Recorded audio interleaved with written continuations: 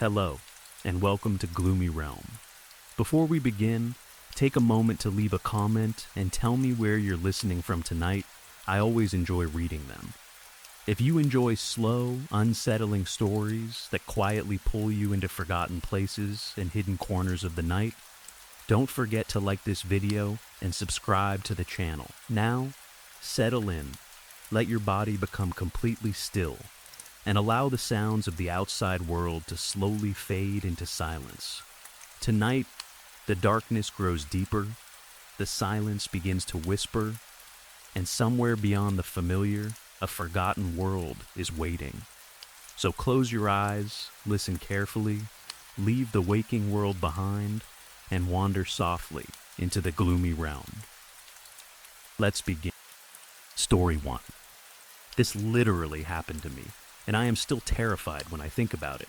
I know people say things like that all the time. They tell some strange story from childhood, describe a nightmare they had, or exaggerate a normal experience until it sounds supernatural. That is not what I am doing. Everything I'm about to describe happened in a single day. One day. That was all it took for my entire world to end. I woke up exactly where I had always been. It was not a large place, but it was home. Actually, home may be too simple a word for it. It was everything I knew. Every wall around me felt familiar. Every movement had a rhythm I recognized. Every silence had its own sound. It was warm there, quiet, safe. I had never seen the outside world. I did not even know whether an outside world existed. As far as I knew, the space around me was the entire universe. There were no windows, no doors, no sunlight, no clocks. Time passed differently there. I did not measure it in minutes, hours, mornings, or nights. I knew only periods of movement followed by periods of rest. Sometimes I heard sounds from beyond the walls. They were distant and unclear, almost like voices coming through deep water. At first I assumed they were part of the place itself. Maybe the walls made those sounds. Maybe the world was alive. I never really questioned it. Why would I? You do not question the only reality you have ever known. The walls were soft but strong. They surrounded me from every direction and kept me protected from whatever might have existed beyond them. I could move a little, not much. There was enough room to turn, stretch, and occasionally push against the walls. Sometimes I would feel pressure against me from outside, followed by a strange vibration. But it always passed. Nothing truly changed. That was what made the place comforting. It was predictable. I knew where I belonged. I knew where everything was. And although it could sometimes feel lonely, I was never afraid. Not until that day. The first warning was a tremor. It was so small that I almost ignored it. The wall near my side tightened slightly. Then everything became still. I waited. Nothing happened. I told myself I had imagined it. Maybe I had moved. Maybe the walls had shifted naturally. Whatever the reason, it did not matter. Everything was normal again. Then came another tremor. This one was stronger. The walls squeezed inward for a moment before relaxing. I froze. There was no reason for it. Nothing like that had happened before. I pushed back gently, testing the wall. It gave slightly beneath me, still familiar, still warm, still home. So, I waited. The third tremor changed everything. The entire world tightened. There was no other way to describe it. Every wall around me seemed to contract at once, pressing against my body with enough force to make me curl inward. Then it released. I remained completely still.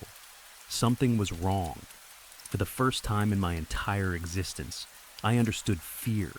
Not discomfort, not confusion. Fear. The kind that tells you there is danger nearby, even when you cannot see it. I listened. The distant voices beyond the walls had changed too. They seemed more frequent now. Urgent. I could not understand what they were saying. Maybe they were arguing. Maybe they were warning each other. Maybe they knew something was coming. Another tremor, stronger. Then another. The gaps between them became shorter. Soon, my entire world was shuddering. I imagined something enormous moving around outside. Something too large for me to understand. Maybe it was circling the walls. Maybe it had finally discovered me. The thought terrified me. I had always assumed the walls were protecting me. What if they were actually hiding me, What if something outside had been searching for me all this time? The shaking grew more violent. I pressed myself against the safest part of the space and tried to make my body as small as possible. There was nowhere to hide. The walls were everywhere. I held my breath. Then suddenly, everything stopped. Silence. Absolute silence. The pressure vanished. I remained frozen. 1 second passed, then another. Nothing moved. For the first time in what felt like forever, the world was calm. I nearly laughed from relief. Maybe it was over. Maybe whatever had been happening outside had gone away. Maybe the walls had protected me. I slowly relaxed. That was when the walls moved again. Not shaking this time, not trembling, moving, closing. I could feel it happening from every direction. At first, I did not understand. The walls had never behaved like this before. They were not collapsing. They were not breaking. They were moving with purpose. Slowly, patiently, they pressed inward and stole a little more of my space. Then they relaxed. Another wave came. More space disappeared. I pushed against them.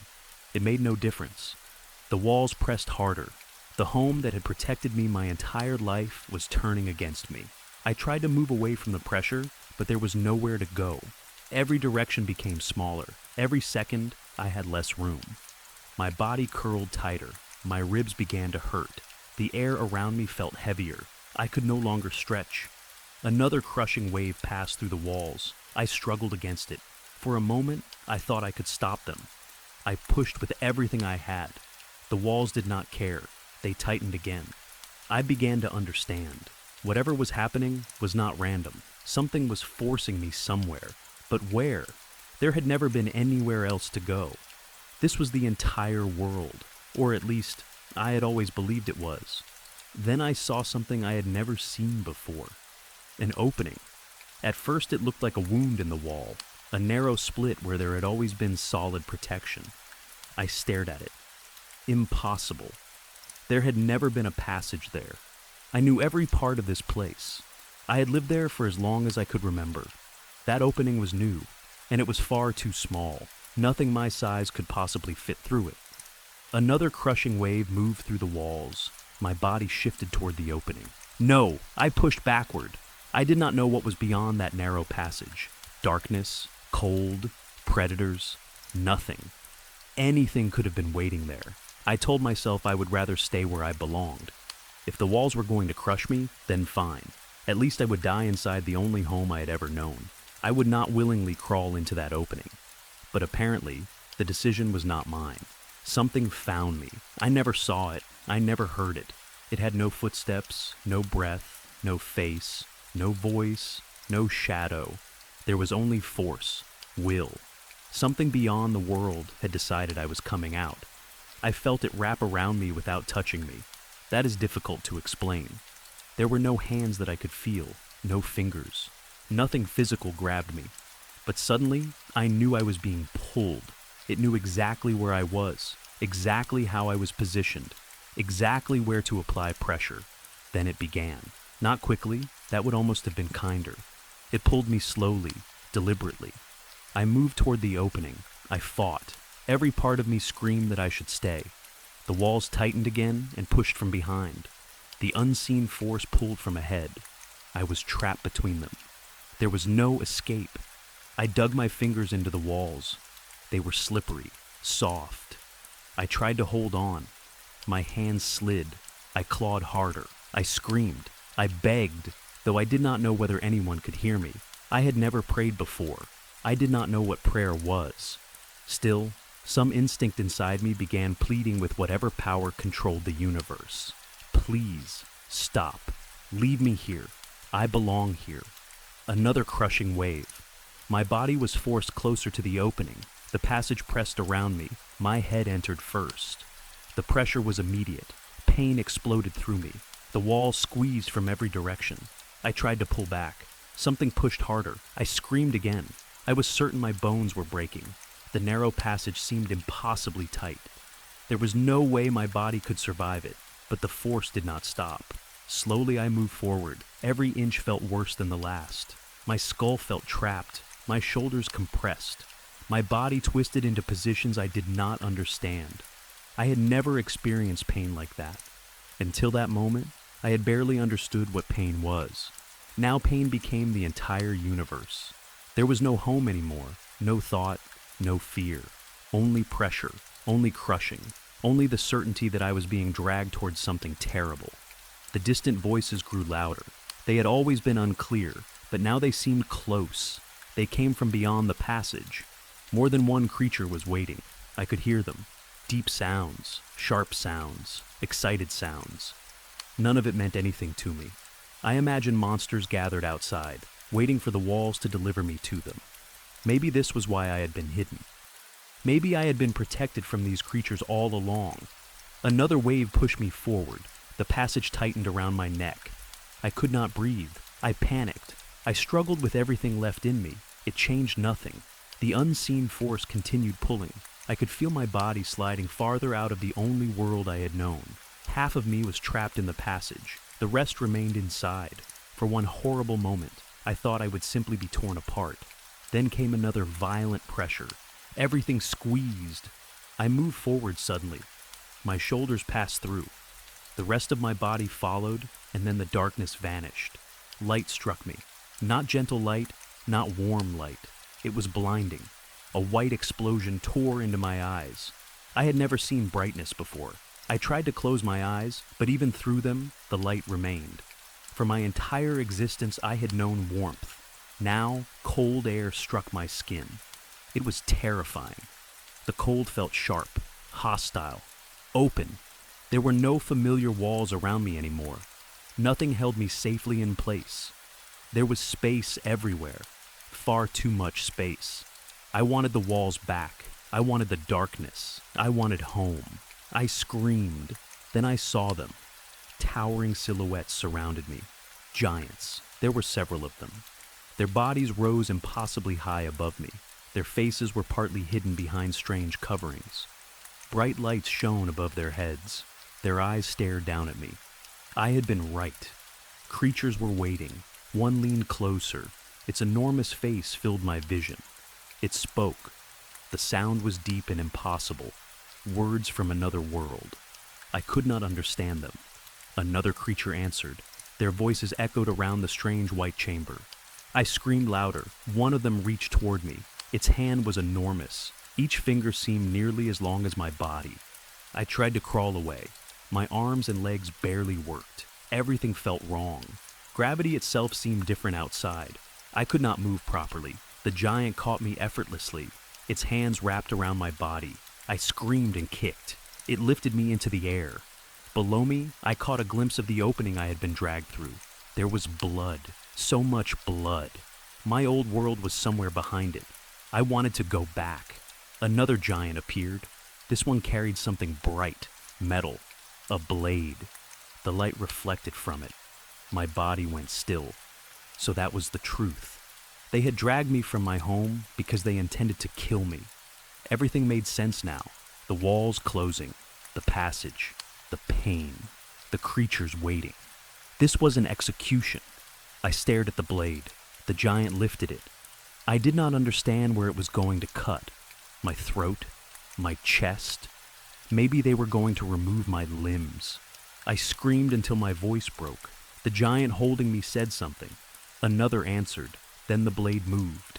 A single cut. I felt something separate from my body. I waited for death. Nothing happened. Instead, one of the creatures began rubbing me with a cloth. Another creature laughed. After everything they had done to me, they were laughing. I had been tortured, dragged from my home, blinded, frozen, captured, and cut open. And these monsters were smiling. I stared at them in horror. Then one spoke. At the time, the sounds meant nothing.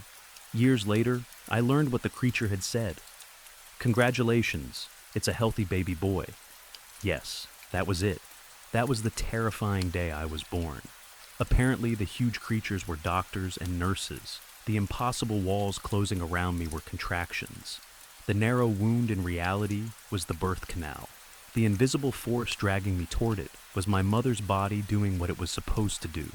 The giant blade was used to cut the umbilical cord, and the terrifying creature who eventually took me into her arms was my mother. Everyone tells the story from the parent's perspective. Nobody asks the baby. From their side, birth is apparently beautiful. A miracle. A new life entering the world. People cry with happiness. They take photographs. Doctors smile. Relatives congratulate each other. Do you know what it looks like from my side? Alien abduction. I lived peacefully inside a warm, dark room with free food and no responsibilities. I paid no rent. I had no job. Nobody expected anything from me. The temperature was controlled. Food arrived automatically. I did not have to speak to anyone. Then one random day, the entire building started crushing me. I was forcibly removed through an opening that was clearly not designed for someone my size. A group of masked giants grabbed me under bright interrogation lights. One of them cut the cable supplying all my resources. Then everyone acted happy about it, and it only became worse from there. At first I thought perhaps the strange giants intended to care for me. They did, for a while. People carried me everywhere. If I cried, someone appeared. If I was hungry, food arrived. If I was uncomfortable, someone fixed the problem. I thought perhaps the new world was not so terrible after all. Then I learned to walk. Huge mistake. Suddenly everyone expected me to move myself. Then I learned to speak. Even bigger mistake. The moment they realized I could communicate, they started asking questions. What do you want? Why did you do that? Did you break this? Where did you put your shoes? I should have remained silent. Then they sent me to school. Imagine surviving your violent removal from the only home you have ever known, only for the same giant creatures to place you in a building for several hours every day and demand that you memorize numbers. Numbers. Nobody mentioned numbers inside the womb. There were no exams there, no homework, no teachers asking me to show my work. And apparently, school was only training. Training for what? Work. One day, adults started asking what I wanted to become when I grew up. Nobody asked whether I wanted to grow up. That choice had apparently already been made for me. I grew older. The free food stopped being free. The free shelter became rent. The adults who once celebrated every time I took a step eventually expected me to walk to work on my own. People who once applauded when I successfully used the toilet suddenly started sending me utility bills. At some point, I learned the meaning of taxes. That was when I finally understood the true horror of what happened on the day of my birth. The monsters did not drag me out to kill me. They dragged me out so I could participate in society. I sometimes think back to my first home. Warm, dark, quiet, no bills, no alarm clock, no passwords, no insurance, no awkward conversations, no emails beginning with just following up, no landlord, no boss, no traffic, no taxes. I had everything, and I did not appreciate it. If only I had understood what was waiting beyond that narrow passage, I would have fought harder. Actually, I did fight. I screamed. I kicked. I resisted with everything I had. The doctors called it a difficult delivery. I called it the last time in my life I correctly recognized a bad deal before signing up for it. Unfortunately, they got me out anyway. And now I wake up every morning because an alarm tells me to. I put on clothes because apparently being naked everywhere is unacceptable. I spend money on food even though it used to arrive through a cable directly into my body. I sit in traffic. I answer emails. I pay for electricity. I have responsibilities. Worst of all, every year the government wants to know how much money I made. Then it takes some of it. Nobody explained any of this before I was born. There was no agreement, no contract, no consent form, nothing. I was simply dragged into the light, slapped until I cried, handed to two exhausted strangers, and automatically enrolled in an economic system. So, yes, this literally happened. The walls really did close around me. Something really did drag me through a passage far too small for my body. Masked giants really did surround me beneath blinding lights. One of them really did hold a blade. They really did cut something attached to me. And afterward, everyone really did smile. They called it birth. They called it a miracle. They congratulated my parents. Meanwhile, I was the only person in the room who understood how horrifying the situation actually was. I tried to warn them. I screamed as loudly as I could. Nobody listened. They just wrapped me in a blanket and said I was adorable. And after surviving all of that, now I am paying taxes here. Story 2. The cathedral stood over the town like a warning, its tall stone walls almost disappearing into the dark storm clouds above.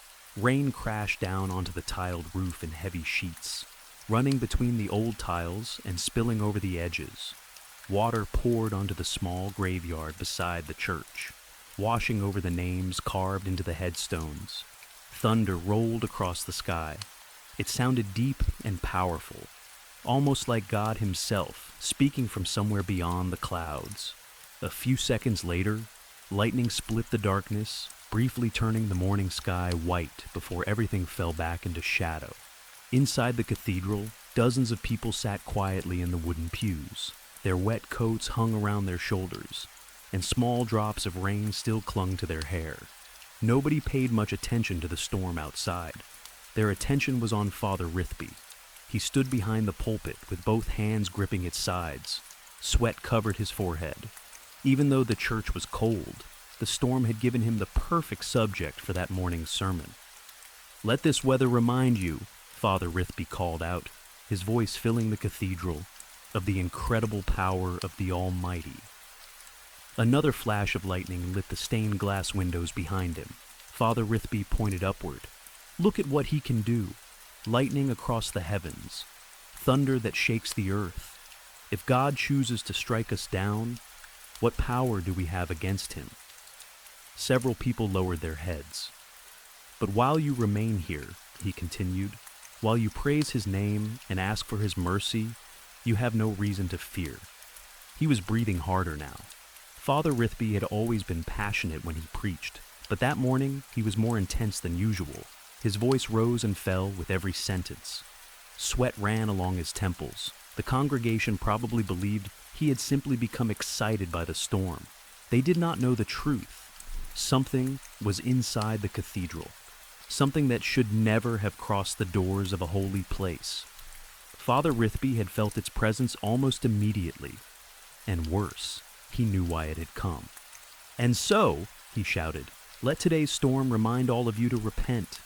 Ask forgiveness for your sins before those bolts of lightning are aimed at you." His hand moved to the small wooden crucifix hanging around his neck. He held it tightly. It represented his faith. Normally, it also made him feel protected. That morning, it offered very little comfort. "Once you have repented," he continued, "you will leave this house of God and enter the storm knowing that his protection is with you. Let his light guide you so that you may guide others toward it." Father Rithby reached into his pocket. He removed a small silver lighter. A cross had been carved into one side. He opened it. A flame appeared. He leaned forward and used it to light a candle near the pulpit. Then he placed the lighter back into his pocket and looked across the congregation. Most people had their hands joined in prayer. Their eyes were closed. Father Rithby smiled. Then he saw the man in the last row. His smile disappeared. The stranger sat alone. His hands were resting calmly on his lap. His eyes were open, and he was staring directly at Father Rithby. The priest felt his stomach tighten. He had noticed the man earlier, but had tried to convince himself that his fear was foolish. Now he knew he had been right. Something unholy had joined the congregation. Father Rithby looked into the stranger's eyes. For a moment, he saw something reflected there. Fire, screaming faces, dark shapes moving through endless flames. He quickly looked away. The crucifix around his neck suddenly felt very small. "And who here," Father Rithby asked, forcing himself to continue, "has committed a terrible sin?" A number of people raised their hands. "Who here desperately needs forgiveness?" More hands appeared. Father Rithby looked toward the stranger again. The man had not moved. "Then come forward," the priest said. "Come and repent." Several members of the congregation stood. They formed a short line in front of the pulpit. Father Rithby stepped down to meet them. The first person was a middle-aged businessman whom the priest had seen many times before. "Look at me," Father Rithby said. The man raised his eyes. "Look directly into my eyes." Their gazes met. Immediately, Father Rithby saw something. Not the man's reflection, not his face, his sin. Images entered the priest's mind. Money being moved from company accounts, false documents, secret bank transfers, a large house, expensive cars, a lifestyle built with money that did not belong to him. Father Rithby understood. Greed, he said quietly. The man began to cry. I can see the money you took, money that did not belong to you. The man lowered his head. Do you regret it? He nodded. Yes, Father. Father Rithby raised one hand. Then before God, I ask that this man be forgiven. Let his sins be washed away. Let his soul be clean again. The man whispered a prayer and stepped aside. Another person came forward, then another. Every time Father Rithby looked into someone's eyes, he saw the truth. Lies, affairs, cruelty, jealousy, theft, secret anger. For years, this had been his gift, or perhaps his curse. He could see sin. It was the reason people came from miles away to attend his church. Most thought he was simply very good at understanding people. They had no idea what he could actually see. The line slowly disappeared until only one person remained. Father Rithby did not recognize him. He looked around 30 years old, perhaps slightly younger. He was handsome, with clean clothes and carefully styled hair. But his nervous expression made him stand out. He approached the priest. Father Rithby looked into his eyes. At first, he saw nothing. Then the visions came. A shovel cutting into wet soil, a deep hole, a human body being pushed into it. The body landed on top of other corpses. Some were fresh. Others had already started to rot. Another image flashed. A person tied to a chair, a dark room, a wooden door. The victim was still alive. Father Rithby gasped and stepped backward. He broke eye contact. His heart was pounding. The man looked confused. Father, that will be all for today, Rithby said quickly. The congregation looked up. I will be in the confessional for anyone who wishes to speak privately. As he said it, he stared directly at the young man. The meaning was clear. Come confess. Tell me what you have done. Minutes later, Father Rithby sat inside the confessional booth. Rain continued to strike the cathedral roof. He waited. He expected the young murderer to appear. Eventually, the door on the other side opened. Someone sat down. Father Rithby took a slow breath. Speak, he said. A deep, smooth voice answered, Forgive me, Father, for I have come to collect. Father Rithby closed his eyes. Oh, he whispered. You? A soft laugh came from the other side. I know you saw me sitting at the back. Father Rithby said nothing. You looked into my eyes, the stranger continued. You didn't enjoy what you saw. The sins I saw in you are not welcome inside this church. Another laugh. And yet, here I am. Father Rithby tightened his grip on the crucifix. I was surprised, he admitted. Something like you sitting inside the house of God. God and I have never had the best relationship, the stranger said casually. But I don't mind visiting his house every now and then. Father Rithby could imagine the smile on the demon's face. I heard your sermon too, the demon continued. Very passionate. You're quite serious about getting people to repent. I have to be. I can't say I'm much of a fan. Personally, I prefer people with a little sin left in them. Gives the soul more flavor. What do you want? Father Rithby already knew. There was a pause. Well, every Sunday you pass around a collection plate. The demon tapped gently against the wooden partition. I collect too. You don't collect money. No. Father Rithby swallowed. You collect souls. Very good. The priest lowered his head. You made the deal, the demon said. Now you need to keep your side of it. Does it have to happen today? I'm afraid so. Could I have more time? That isn't how it works. The demon sounded almost amused. To be honest, none of us understood why you made the deal in the first place. You were still talked about down there. Father Rithby said nothing. A priest performing the ritual and calling us? That caused quite a bit of excitement. I did what I had to do. Yes, very noble. But in the end, Father, you made a deal with the devil. You sold your soul. The demon's voice became colder. And I am here to collect it. Father Rithby thought of the young man from the congregation. The bodies. the person still alive behind the door. "Please," he said. The demon went quiet. "I need a little more time." "No. I saw someone's sins this morning." "So? He has killed people? That happens?" "He is holding someone captive." The demon laughed softly. "Now that sounds more interesting. I think the person is still alive. And?" Father Rithby leaned closer to the wooden partition. "What if you give me until tonight?" The demon did not answer. "I find the murderer, I save the captive, and then you take my soul." "You're asking me to delay collection because you want to play hero?" "There is more." The priest hesitated. "What if you take his soul, too?" Silence. Father Rithby continued. "Mine and his, 2 souls." The demon remained quiet for several seconds. Finally, he chuckled. "You have my attention." Father Rithby waited. "I do enjoy a bargain," the demon said. "Very well, you have until midnight." The priest let out a breath. "But understand me clearly," the demon added. "When midnight arrives, your soul belongs to us. No more excuses, no more delays." "I understand." The confessional door creaked. Before leaving, the demon stopped. "One question, Father." "What?" "We have all been wondering this for years." Father Rithby waited. "Why would a man of God sell his soul to the devil?" The priest looked down at the crucifix. He thought carefully. Then he answered, "If losing my soul means I can save the souls of others, then so be it." The demon said nothing. A moment later, the door closed. Father Rithby remained inside the booth alone. Later, after the congregation had gone, he sat in the front pew. The cathedral was silent except for the storm. He held the crucifix tightly. He had always known this day would come. Years earlier, he had performed a ritual. He had made a deal. His soul in exchange for the ability to see the sins of others. At first, even he had questioned whether it had been worth it. Then he began using the gift. He confronted thieves. He exposed lies. He persuaded people to confess. He helped guilty men and women repent before death. Hundreds of people had walked into his church carrying terrible secrets.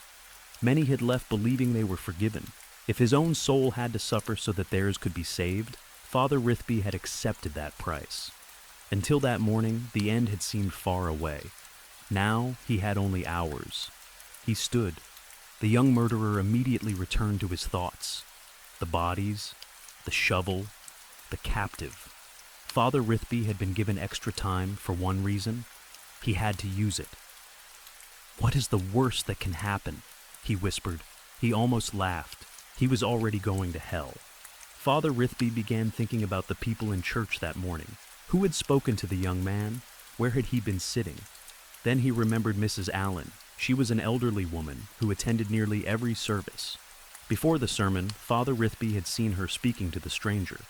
Perhaps she knew his name. The priest left the cathedral. Rain immediately soaked his hair and coat. He locked the heavy wooden doors behind him and walked through the graveyard. Water ran down the headstones. Many of the names belonged to priests who had served the church before him. One day, his name would probably join them, if there was enough of him left to bury. Mrs. Allen lived several streets away. Father Rithby hurried through the rain until he reached her small home. 3 cats were hiding beneath the porch roof. One hissed when he approached. Father Rithby looked at it. "Very funny." He knocked. Mrs. Allen answered almost immediately. "Oh, Father Rithby." She looked surprised. "I wasn't expecting you today. Have I done something?" "No." "Something sinful?" "No, Mrs. Allen." She looked relieved. "You're practically a saint." Her face brightened. "I only need to ask a few questions." "Of course, come inside." Father Rithby stepped onto the doormat. It read, "God is watching. Please leave your sins outside." He almost smiled. Mrs. Allen led him to the kitchen. "You know where the kettle is," she said. "Make yourself some tea." A few minutes later, they sat across from each other. Father Rithby stirred his cup. "I do not have much time, so I will be direct." Mrs. Allen looked worried. "There was a man at church this morning, a younger man. I saw you speaking to him." "The handsome one?" "Yes," she smiled. "Very handsome." "Did he tell you his name?" Mrs. Allen thought. "Why? Is he in trouble?" She leaned closer. "With the Lord?" Possibly. Father Rithby tried to remain patient. Please, his name. She frowned. I'm not sure. Try to remember. Well, she stared at her tea. Harry? Father Rithby sighed. Or Chris. He rubbed his forehead. No, wait. Mrs. Allen smiled. Matthew? Father Rithby looked up. Yes, Matthew. A good biblical name. His full name? She thought again. Matthew Hutton. Father Rithby leaned forward. Are you certain? Yes, Matthew Hutton. Did he mention where he was going after church? Mrs. Allen looked pleased that she could help. He said he was visiting his brother. His brother? Yes, a lawyer. That sounded specific enough to matter. Anything else? No, mostly he talked about wanting forgiveness. Mrs. Allen smiled. I told him he had come to the right place. I said Father Rithby can get you forgiven faster than God created the heavens and the earth. The priest stood. Thank you. You have helped more than you know. Then he stopped. One more thing. Yes? Look at me. Mrs. Allen raised her eyes. Father Rithby stared deeply. A vision appeared. 2 naked bodies, nothing else. He immediately looked away. Well, he said awkwardly, you are telling the truth. Mrs. Allen smiled. However, you may want to visit the confessional. Her smile disappeared. Why? Father Rithby cleared his throat. You appear to have been thinking about that young man quite a lot. Mrs. Allen turned red. Lust is one of the deadly sins. He left before she could answer. Matthew Hutton. A brother who was a lawyer. Those were the only clues. Father Rithby searched the town until he found what he needed. A glass door with the words Scammell and Hutton painted across it. He entered. A young receptionist sat behind a large desk. Excuse me, Father Rithby said. I need to speak with Mr. Hutton. Do you have an appointment? No? I'm sorry. Mr. Hutton doesn't see anyone without one. This is urgent. I can schedule something for next week. No. Father Rithby walked toward a nearby office. The plaque on the door read, Hutton. The receptionist stood. Sir, you need to stop. I need to speak to him. He isn't here. Father Rithby looked into her eyes. A vision immediately appeared. A lie. He stopped. You should be careful, he said. What? Revelation teaches us what happens to liars. She stared at him. Father Rithby opened the office door.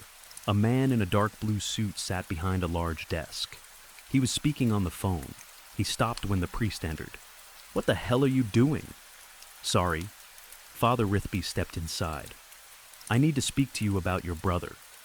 The lawyer's expression changed. Behind them, the receptionist appeared. Sir, I'm calling the police. Mr. Hutton raised one hand. Wait. He looked at Father Rithby. You're here about Matthew? Yes. Close the door, Lucinda. The receptionist reluctantly obeyed. Sit down. Father Rithby sat. The moment their eyes met, visions filled his mind. Greed, violence, lies. So many sins that he could barely separate them. Father Rithby flinched. You okay? Mr. Hutton asked. Yes. The lawyer clearly did not care.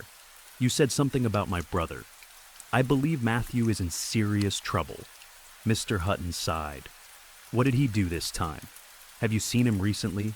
No. The vision came instantly. A lie.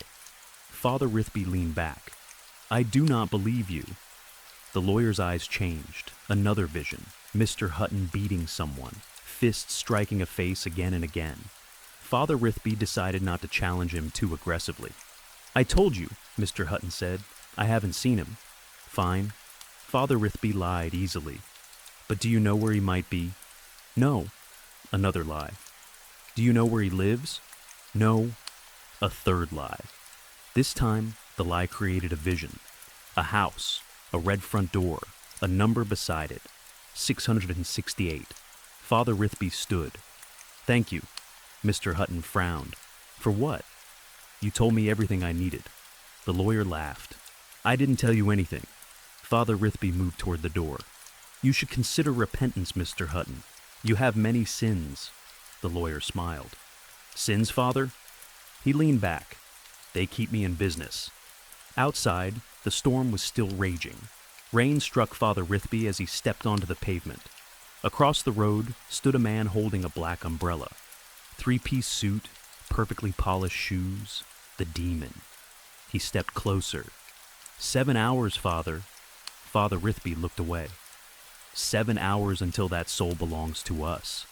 The demon removed a pocket watch. Tick-tock. What are you doing here? Watching. I thought you were giving me until midnight. I am. The demon smiled. I never said I wouldn't enjoy the show. Father Rithby continued walking. I think I know where he lives. Wonderful. I can save the captive. Perhaps. 7 hours should be enough. The demon laughed. There's no such thing as an innocent soul. Father Rithby stopped.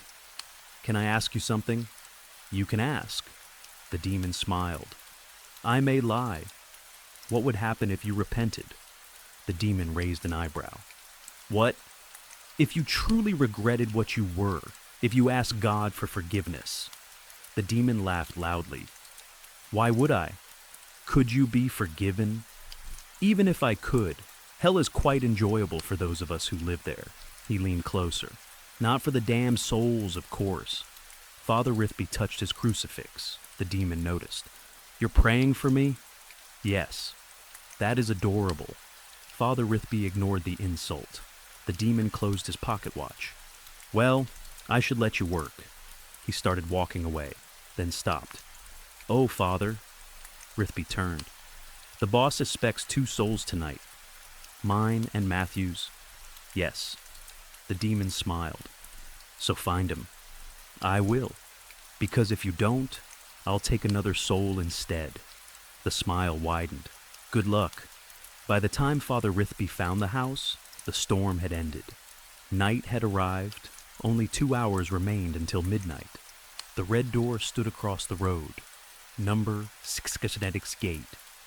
Father Rithby stared at it. He had spent hours searching. Now he was finally there. The road was covered in wet leaves. Water still shone on the pavement. No one else was outside. Father Rithby crossed the street and approached the house. He pressed one ear against the red door. Voices. 2 men. Arguing. He moved around the side of the house and found a large window. Through it, he saw Matthew standing in the kitchen. His face was covered with bruises. The lawyer stood opposite him. I told you, Mr. Hutton said angrily. A priest came to my office asking about you. Matthew looked nervous. What did he know? I don't know. The lawyer stepped closer. But he knew something. Matthew looked away. How? Mr. Hutton demanded. You told me nobody else knew. I went to church. The lawyer stared at him. You went where? To church. Why? Matthew touched the bruises on his face. I wanted forgiveness. His brother laughed. You murdered people. I know. And now you think church fixes that? Matthew lowered his voice. I'm dying. Father Rithby froze outside the window. The lawyer stared at his brother. You don't need to keep saying that. I am. Matthew looked frightened. That's why I needed forgiveness. You came to me and told me you killed people. Then you asked me to help cover it up. I didn't know what else to do. And now some priest is looking for you. Matthew glanced around nervously. I'll deal with him later. Then he looked toward a wooden door at the back of the kitchen. Come with me.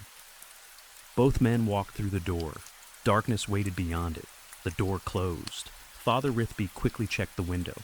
It was not fully locked. He pushed. It opened. He climbed inside. Breaking into someone's house was a sin. At this point, he decided he would add it to the list. He crossed the kitchen and approached the wooden door.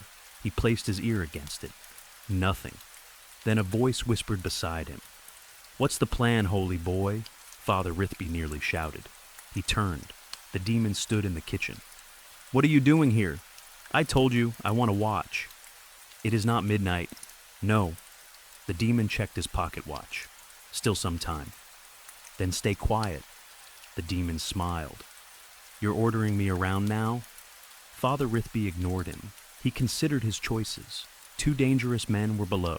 He needed to rescue the captive without confronting them if possible. Can you help me? The demon's eyebrows rose. "Oh, I need a distraction?" The demon grinned. Father Rithby asking a demon for help. "Are you sure you haven't discovered a new hobby? Please, what are you offering? You're already getting 2 souls. My payment is already agreed. Just distract them."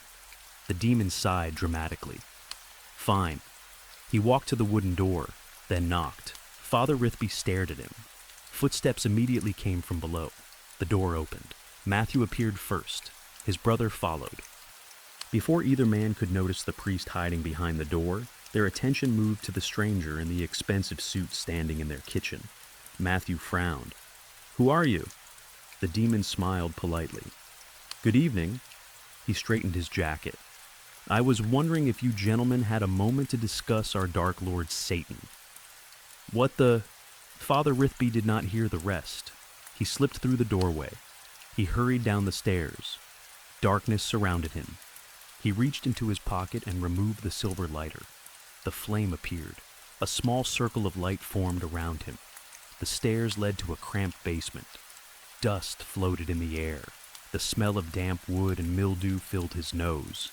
Then he heard a moan. Father Rithby followed the sound. The lighter illuminated only a few feet ahead. He stretched one hand into the darkness. His fingers touched a wall. Then his foot struck something. Another weak moan. He lowered the lighter. A man was lying on the ground. His hands were tied behind his back. His ankles were bound. A blindfold covered his eyes. Father Rithby felt sudden relief. The captive was alive. "It's all right," he whispered. "I'm here to help." The man made a weak sound. Father Rithby began working on the ropes. The knot around the ankles came loose first, then the wrists. He helped the man stand. The captive immediately grabbed his arm. "Come on." Father Rithby guided him toward the stairs. They climbed. Halfway up, a scream came from the kitchen. Then another. Father Rithby stopped. Something heavy crashed above. A man shouted. Then came a sound Father Rithby could not identify. Wet, violent, followed by another scream. The priest pulled the captive up the last few steps. He entered the kitchen. Blood was everywhere. It covered the walls, the cabinets, the floor, even part of the ceiling. Father Rithby almost slipped. Then he noticed the clock. Blood had been sprayed across its face, but the hands were still visible. 12 o'clock. Midnight. Matthew Hutton lay in one corner. His body had been torn open. Long wounds crossed his chest and stomach. They were too deep and too large to have been made by any normal weapon. His face was almost untouched. Everything below it was ruined. His insides had spilled onto the floor. His brother sat beside him. The lawyer's clothes were covered in blood. He was screaming, crying, holding Matthew's body. The demon was gone.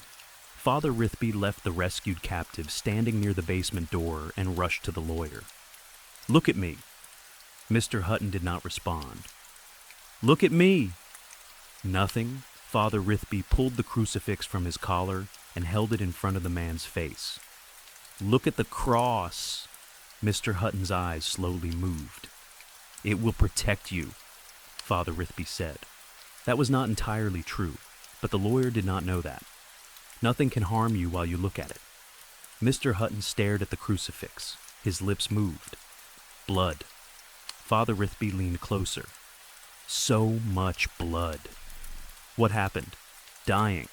Mr. Hutton began crying harder. He was dying. What happened to Matthew? Sick. What? Repentance. The lawyer shook violently. Forgiveness. Father Rithby realized he would get no clear answer. He stood. Then a familiar voice came from behind him. "Sorry about the mess." Father Rithby turned. The demon stood near the kitchen counter. His expensive suit was now covered in blood. He looked completely relaxed. "It can get messy when they don't want to give up their soul." The demon smiled. "Sometimes you have to dig it out." Father Rithby looked at Matthew's body. "You did this? You knew I was coming." The priest looked at the clock. Midnight. The demon followed his gaze. "Right on time." Father Rithby looked back at Matthew. "You said he would be mine to save." "No." The demon laughed. You said you would try to save the captive. You did. He pointed toward the man near the stairs. And there he is. The priest clenched his jaw. You know Matthew would have died soon anyway. Father Rithby frowned. What do you mean? He was sick. The demon walked around the blood carefully. Very sick. How do you know? I have been watching both brothers all day. Father Rithby stared at him. You knew exactly who I was looking for? Of course. You could have told me? Yes. You could have had both souls hours ago. The demon smiled. And where would the fun have been in that? Father Rithby shook his head. What was wrong with him? Does it matter now? Yes. The demon sighed. Matthew was dying. That is why he started killing people. Father Rithby looked at the corpse. He killed them because he was sick. He was angry. The demon's voice became almost cheerful. He could not understand why he had to die while other people were allowed to live. Father Rithby remembered the bodies from the vision. He chose his victims? Yes. Why? He thought they were bad people. The demon smiled wider. Unworthy. Father Rithby felt sick. He decided he was going to die, so he began killing people he believed did not deserve the years he was losing. And he repented before each murder. Father Rithby stared at him. The demon laughed. He would ask forgiveness before doing it again. That is why he came to church. Exactly. Father Rithby looked toward Matthew's body. He wanted to be forgiven before he died. Yes. The demon stepped closer. He was terrified of where he was going. Unworthy of life, Father Rithby whispered. That was his idea. The demon shrugged. The greedy, the violent, the dishonest. People who had done terrible things. He looked pleased. My favorite kind. Father Rithby turned toward the rescued captive. The man still wore the blindfold. He stood shaking near the basement entrance. The demon followed the priest's gaze. Then he smiled. Do you actually know who you saved?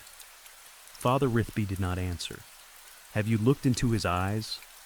The question made the priest's stomach tighten. Until that moment, he had never considered it. He had seen the captive in Matthew's sins. He had assumed that being a victim made the man innocent. Father Rithby slowly looked toward him. The blindfold still covered the stranger's eyes. Behind him, the demon began to laugh. Story 3. I had finished some extra coursework that morning, which left me with more free time than usual. Since there was nothing else I urgently needed to do, I decided to clean the apartment. At that point, cleaning had basically become my responsibility anyway. My roommate Tara was almost never home. She was always out somewhere, whether it was classes, work, parties, dates, or what she liked to call her extracurricular activities.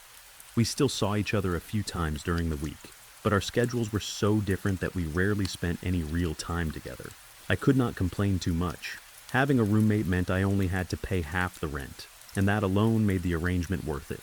By early afternoon, I had finished cleaning the kitchen, vacuumed the living room, changed my sheets, and finally dealt with the mountain of laundry that had been sitting in the corner of my bedroom for almost a week. I was folding the last shirt when my phone started making noise. Ping, then another. Ping. A few seconds later, it happened again. I ignored the first few notifications because my friends were always talking in our Discord group chat. Usually it was memes, random arguments, or someone complaining about school. But the notifications kept coming. Eventually, curiosity got the better of me. I grabbed my phone and opened Discord. My friends were planning to play Roblox together. More specifically, they were going to play Murder Mystery 2. I had not played the game seriously in a while, but I knew it well enough. One person was the murderer, one was the sheriff, and everyone else was innocent. The murderer tried to kill everyone without being caught, while the sheriff had to identify and shoot them. Simple. Chaotic. Fun with friends. I typed into the group chat asking if I could join. The answer came almost immediately. Of course. A minute later, I was sitting at my computer with my headset on, joining their voice call. The Discord call was already loud before I even said anything. Everyone was talking over each other, arguing about who had cheated in the previous round. I laughed and opened Roblox. From my friends list, I could already see that 2 of them were inside a game. I moved my cursor over the green controller icon. The game title appeared. Murder Mystery 2. I clicked join. The game loaded quickly. My internet was usually reliable. The only time I ever had connection problems was during bad weather. Rain could sometimes slow things down, and thunderstorms were even worse. That afternoon, the weather outside was dark and wet. Rainwater moved in streams across the pavement below my apartment building. Thick clouds covered most of the sky, and every so often I heard distant thunder. Still, the game loaded without any problems. When my avatar appeared in the lobby, most of my friends were already there. "You're late," Candace said through the call. "I joined 2 minutes after you." Exactly, late. Candace was my best friend, and also the owner of the private server. The countdown for the next round started only seconds after I joined. "Perfect timing," I said. We played for hours. Everything was normal. We insulted one another whenever somebody got killed. Whenever one of us became the murderer, the others immediately started making accusations, whether they had evidence or not. At one point, Candace chased me through half the map with the knife while laughing so hard she could barely breathe. "You're such an asshole," I shouted. "You were standing there? I trusted you. That was your mistake." Someone else screamed after Candace threw the knife across the hallway and killed them too. The whole call exploded into laughter. It was stupid. It was fun. Exactly what I needed. Time moved faster than I realized. When I finally looked away from the screen, evening had already started settling outside. The daylight coming through my curtains had turned blue-gray. We had been playing for nearly 2 hours. Candace was the first to leave. "My mom and I have to run to the bank before they finish some late-night paperwork thing," she said. "Who goes to the bank this late?" I asked. "People with responsible mothers." "Couldn't be me," she laughed. "I'll talk to you guys later." Candace disconnected from the call. The rest of us continued for another few rounds. One friend left because they had dinner. Another had homework. Eventually, the call became quiet. I said goodbye to the last person and disconnected. For a moment, I remained sitting at my desk. The Murder Mystery 2 lobby was still open on my monitor. I was about to close the game when something crashed in the kitchen. Glass shattered against tile. Immediately after, I heard a cat scream. I jumped from my chair. "Damn it, Polly!" I hurried out of my bedroom. Exactly as I expected, my cat was sitting on the kitchen island. Polly was a white short hair with the incredible ability to look innocent after committing crimes directly in front of me. A drinking glass lay shattered across the floor beneath her. Polly sat above the destruction, with her tail slowly moving behind her. She looked at me. I looked at her. "You know what you did." She blinked. "I should starve you." "Morale?" Yeah. I grabbed a broom and dustpan. Luckily, the glass had been empty, so I only had to clean up the broken pieces instead of dealing with liquid too. I carefully swept everything together and placed the shards inside a separate plastic bag before throwing it into the trash. Polly followed me through the kitchen. "You already have food," she meowed. "You're not convincing anybody." Another meow. Eventually, I gave up. I filled her bowl. Polly immediately forgot I existed and started eating. Watching her made me realize I was hungry too. I had no energy to cook anything, so I decided to order food. I returned to my bedroom to get my phone. That was when I noticed the monitor. The game was still running. A new round was beginning. I stopped near the doorway. For a second, I simply stared. That did not make sense. I was alone in the private server. At least, I should have been. Murder Mystery 2 required more than one player for a round to start. I slowly sat back down. The map loaded. The bank. I frowned. Maybe someone had rejoined. Candace owned the server. She could invite whoever she wanted. Maybe one of her other friends had access. I opened the player list. My stomach tightened. There were only 2 players, me and Candace. I stared at her username. Her avatar stood near the center of the map. For several seconds, I wondered whether she had returned early. Maybe the bank trip had been canceled. I opened the chat. "Hi, you're back already?" I sent it. No response. Candace's avatar stood completely still. I waited, then typed again. "Do you want to play something else?" Nothing. Maybe she did not have the chat open. I tried to convince myself there was nothing strange happening. I moved my avatar around the map. Candace remained near the lobby area. Then she started walking. Not normally. Her avatar moved several steps forward, stopped, turned, walked in a circle, stopped again. Then repeated the same pattern. There was something mechanical about it. I checked Discord. Candace was offline. That did not necessarily mean anything. She could have closed Discord and left Roblox open somewhere else. Still, I felt uncomfortable. I noticed the gun in my inventory. Sheriff. That meant Candace was the murderer. I smiled nervously. Well, at least I know who to shoot. I moved toward her. She continued walking in circles. The closer I got, the stranger the situation felt. Her avatar did not react to me. No jumping, no knife, no messages, nothing. I equipped the gun. Candace's avatar stopped. It turned toward me. I froze. For several seconds we stood facing each other. I raised the weapon. Sorry, Candace, I clicked. The instant the gun fired, my screen went black. Not the normal game death screen, completely black. The sound of the gunshot continued, not repeating normally. Only the first tiny piece of the sound played over and over. A rapid, violent burst of noise. My speakers crackled. What the fuck? I clicked the mouse repeatedly. Nothing. I moved it across the desk, trying to find the cursor. The sound grew louder. The black screen started flashing. Red, blue, green. Static moved across the monitor in thick horizontal lines. For a second, the display looked like broken glass, even though the screen itself was completely fine. Then came the familiar Roblox death sound. Oof. Everything stopped. The lobby returned. My avatar stood alone. Across the center of the screen were the words, "Waiting for other players." Candace was gone. I closed Roblox immediately. Then I shut down the entire computer.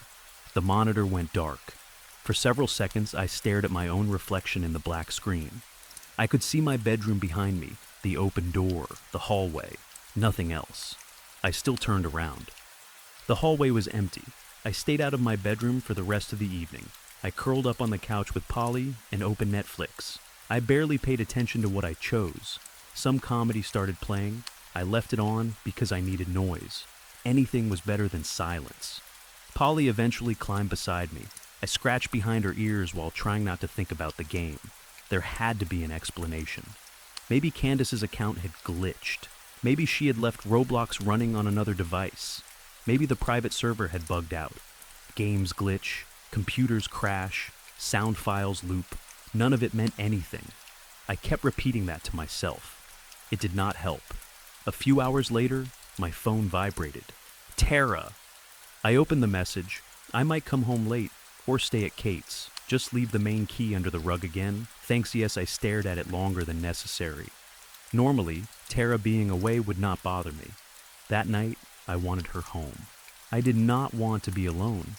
I started typing a message to Candace. I thought about asking if she wanted to come over. Or maybe I could go to her house. I could even bring Polly. Before I finished typing, Candace's typing bubble appeared. Then her message arrived. Fuck, fuck, fuck. Another appeared immediately. Andy, I think I almost died. My heart jumped. What? What happened? The response came quickly. The bank got robbed. We all had to lie on the floor while someone in a mask pointed guns at us and the employees. My fingers suddenly felt wet against the phone. Are you okay? What about your mom? Barely. We're okay. The robber got stopped, thankfully. Well, actually, it was worse than that. He got shot, but that wasn't what killed him. That's fine. You're alive. Your mom is alive. Do you want me to come over? The typing bubble appeared, then disappeared, then returned. Candace sent another message. He stood in the middle of the bank muttering something. I waited. All pieces bend and break. A pause. He kept saying it. All pieces bend and break. Over and over. My stomach tightened. Then he put the gun in his mouth. Stop thinking about it, Candace. Another message arrived. He pulled the trigger. I swallowed. Candace continued typing. I watched the bullet go through his head. There was blood everywhere. The back of his skull looked like an open crater. Candace, stop. Brain matter was on the floor. He dropped right in front of us. Candace, stop! I locked my phone. My heart was pounding. I began pacing around the living room. Polly watched me from the couch. For several minutes, I did not know what to do. Candace had just experienced something horrific. I felt guilty for telling her to stop talking. She was probably trying to process what happened. Maybe she needed someone to listen. I unlocked my phone again. There were no new messages. I considered calling her. Then another thought entered my mind. A simple question. A question I had somehow avoided until that moment. If Candace had been trapped inside a bank during an armed robbery, who had been playing on her Roblox account? I stood completely still. I opened Roblox on my phone, then immediately closed it. No. I did not want to know.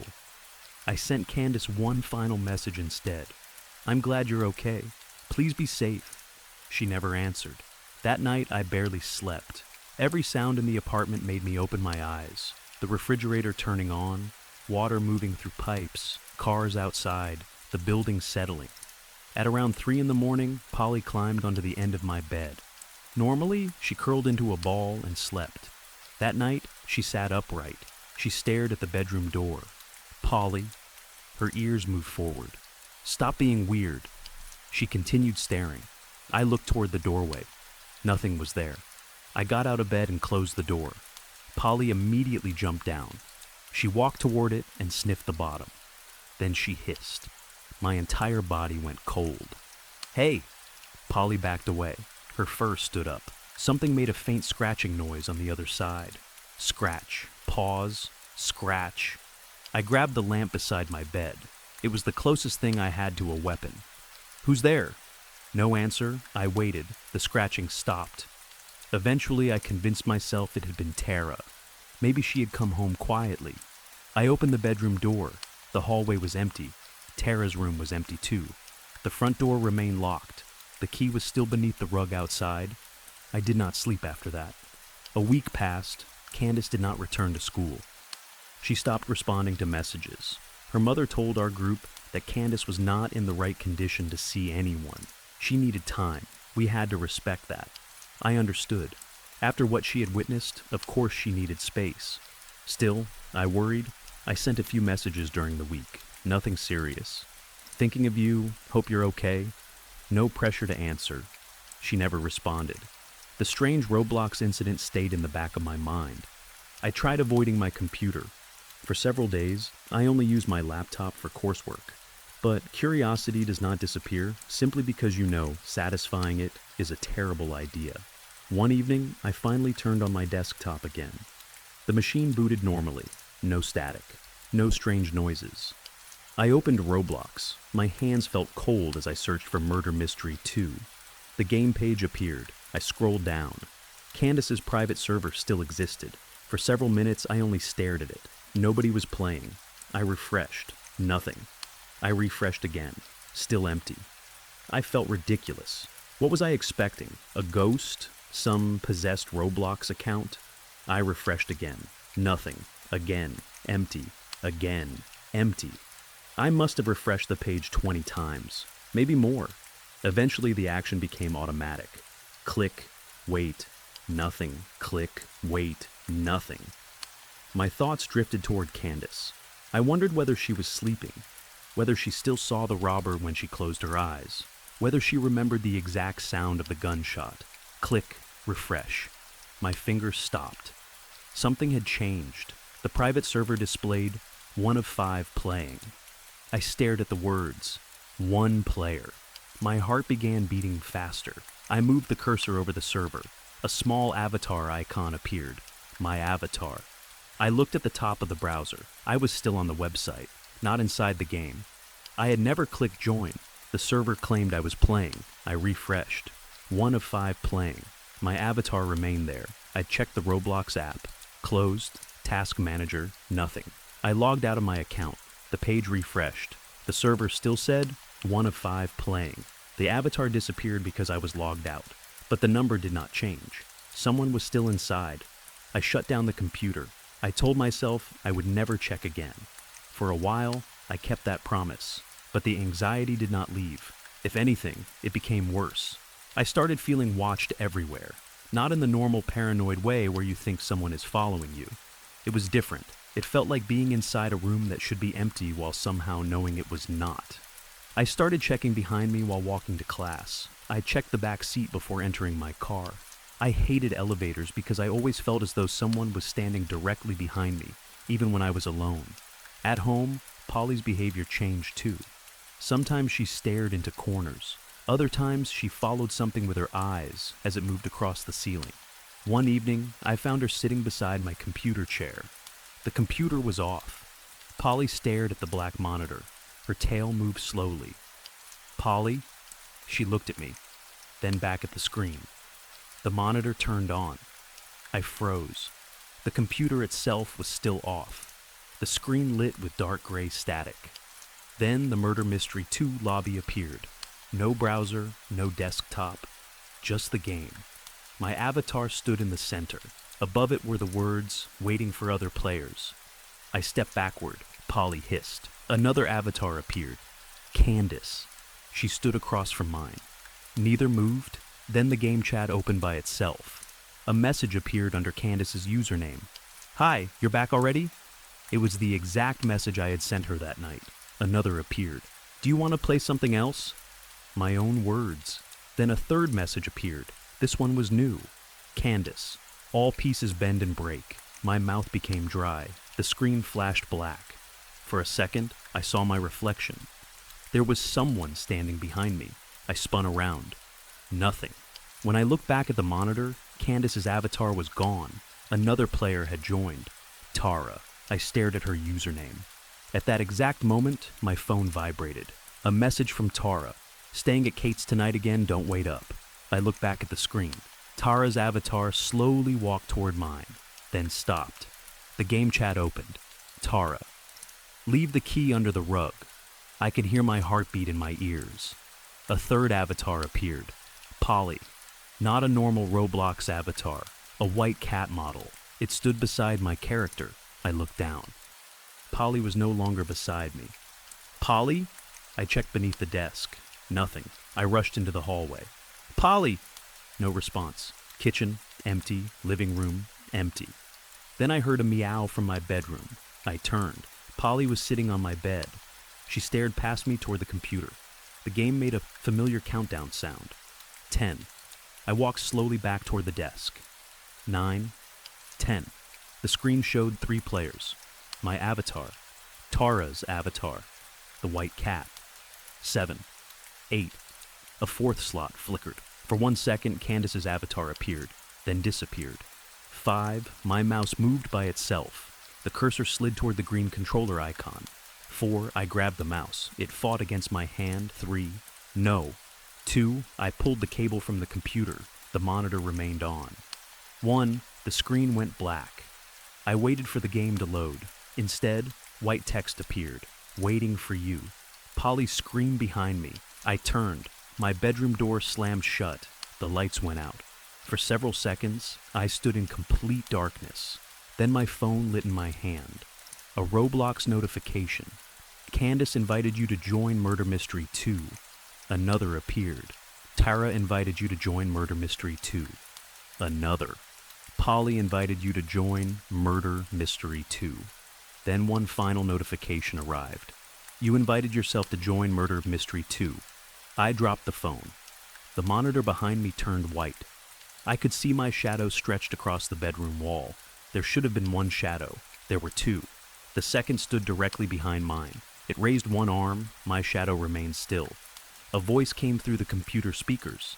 It sounded almost like Candace. Almost. "Andy." I did not move. "Andy, please." The voice became Tara's. "Open the door." Then my own. "Come on." I squeezed my eyes shut. The voice whispered one final word. "Join." Everything stopped. The lights returned. The monitor went dark. Polly jumped into my arms. I grabbed her and ran from the apartment. I stayed at a motel for 3 nights. When Tara eventually returned, I lied and told her there had been an electrical problem. I never explained the rest. I never opened Roblox again.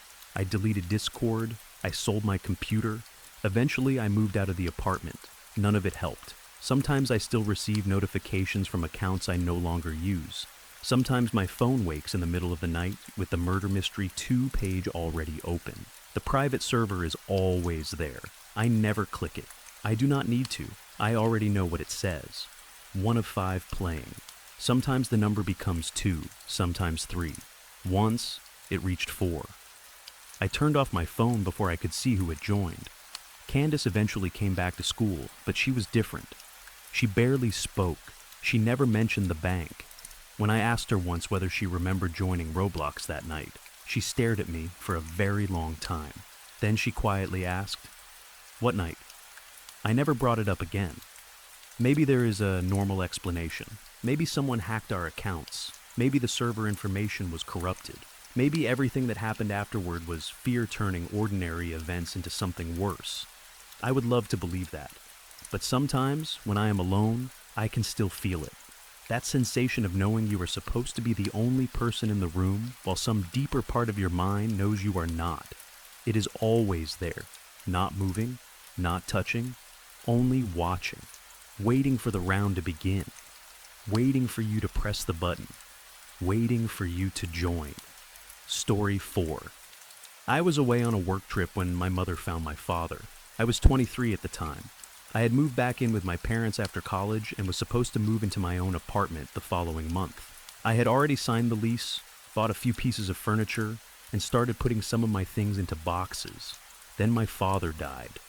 My mother found him slumped over in his favorite chair in the living room. His face was pale. His mouth hung slightly open, and thick foamy saliva had spilled down his chin and onto his shirt. Mom told me later that it looked like dirty water leaking from a broken pipe. That detail stayed with me because broken pipes had always been one of Dad's biggest fears. My father was never diagnosed with any mental health condition. He would never have agreed to see anyone about it because he did not believe there was anything wrong with him. My mother and I had always been sure he had severe anxiety mixed with obsessive-compulsive behavior. He worried about everything, and I mean everything. The cars breaking down, the roof leaking, the air conditioner failing in the middle of summer, the furnace going out in winter, my college tuition suddenly rising, a tree falling onto the house, someone breaking in, Mom having a heart attack, me getting into another car accident, pipes bursting inside the walls. We were not rich, but we were comfortable. A single emergency was not going to destroy us financially. My parents had savings, insurance, and my father had a good job. That did not matter to him. Dad seemed convinced that disaster was always waiting just outside our door. He checked everything over and over. Every morning before leaving for work, he climbed into the attic. Every night before bed, he went up there again.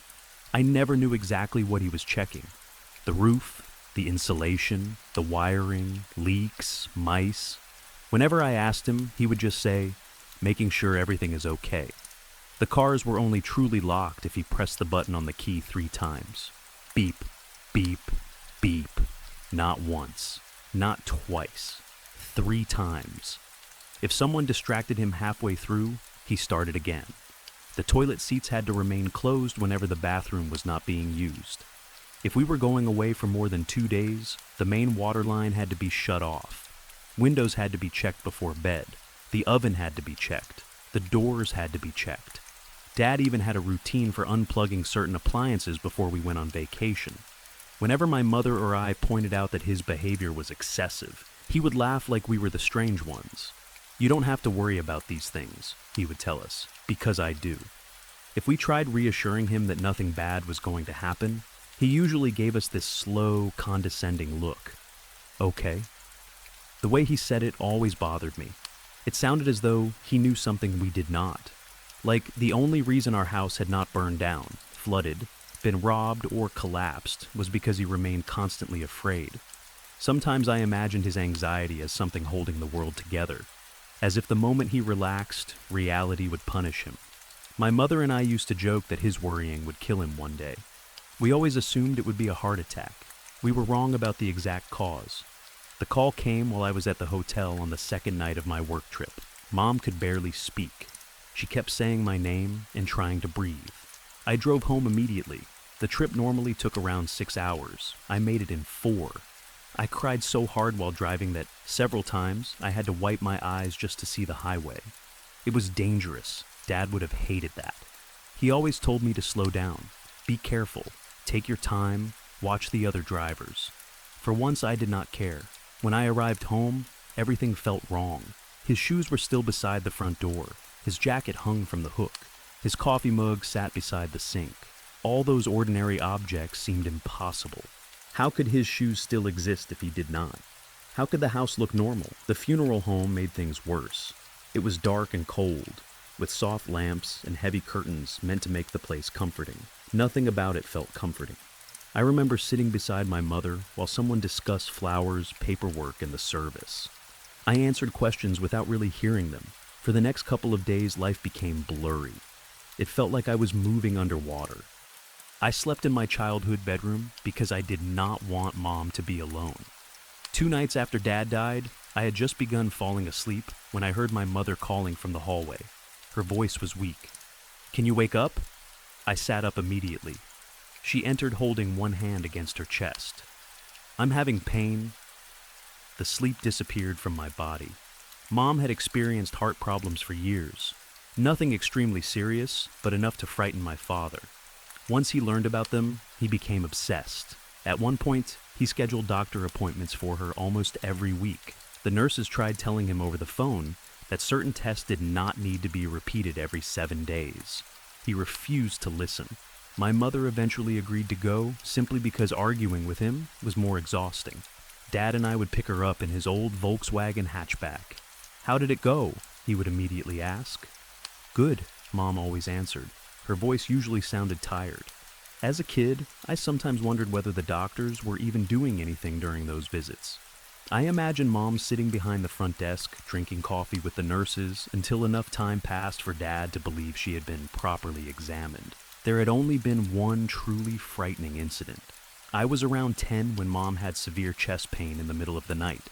Dad rushed us to the emergency room. I remember sitting in the back seat crying while he held Mom's hand across the center console. The emergency room smelled like disinfectant and latex. Doctors moved quickly. Machines beeped. People shouted questions. That memory returned as I helped Mom sit on the edge of my bed. She tried to smile. "Don't panic." "I'm not." "You look like you're panicking." "I'm calling an ambulance." After her first hospital visit years earlier, Mom had explained that chest pain did not always mean a heart attack. I remember that. I tried to remain calm. The ambulance arrived quickly. The moon was unusually bright that night. I stood in the driveway while paramedics placed Mom on a stretcher. I rode with her. It was my first time inside an ambulance. When the rear doors closed, a strange fear came over me. The sound felt final, like we had been sealed inside a metal box, carrying us somewhere neither of us could return from. I sat near Mom and watched the paramedics work. She kept telling me she was okay. I wanted to believe her. At the hospital, they took her away for tests while I sat alone in the waiting room. I flipped through old magazines without reading them. There was a copy of the Oxbow incident on a small table, and I picked it up several times but could not get through a single paragraph. Eventually, a doctor approached. He told me Mom had suffered a minor heart attack. The words nearly stopped my own heart. Then he explained that she was stable. She would recover. They only wanted to keep her for a few days for monitoring and rest. I almost cried from relief. When they let me see her, she was asleep. I sat beside her until sunrise. Red and orange light entered through the hospital window and spread across the blank white wall. It was beautiful. It was the first beautiful thing I had noticed since Dad died. Around 8 in the morning, I decided to return home. I needed clothes and documents for Dad's funeral. I also wanted to make sure everything at the house was okay. On the Uber ride home, I watched other people driving to work. They looked normal. Some drank coffee. Some talked on phones. One woman laughed while sitting at a red light. It made me angry. My father was dead. My mother was in the hospital. Yet the rest of the world continued like nothing had happened. For a few minutes, I hated every stranger I saw. It felt disrespectful that life had not stopped. Then I realized I could not stop either. Dad still needed to be buried. Mom still needed me. Bills still had to be paid. When the Uber dropped me off, the house looked perfectly normal from the outside. I walked around to the back door. The moment I opened it, water rushed out. It poured across the small step and soaked my shoes and socks. I jumped backwards. The stream slowed after several seconds. I stepped inside. Water covered the entire first floor. It reached my ankles. The carpet was completely soaked. Furniture sat in dirty water. I ran towards the kitchen. The pipes beneath the sink had burst. Then I checked the bathroom. More broken pipes. I could hear water spraying inside the walls. All of them. The pipes Dad had worried about for years had burst, and they were still running. I stood there for several seconds, almost laughing from shock. Then I remembered the main water valve. Dad had shown me where it was many times. Of course he had.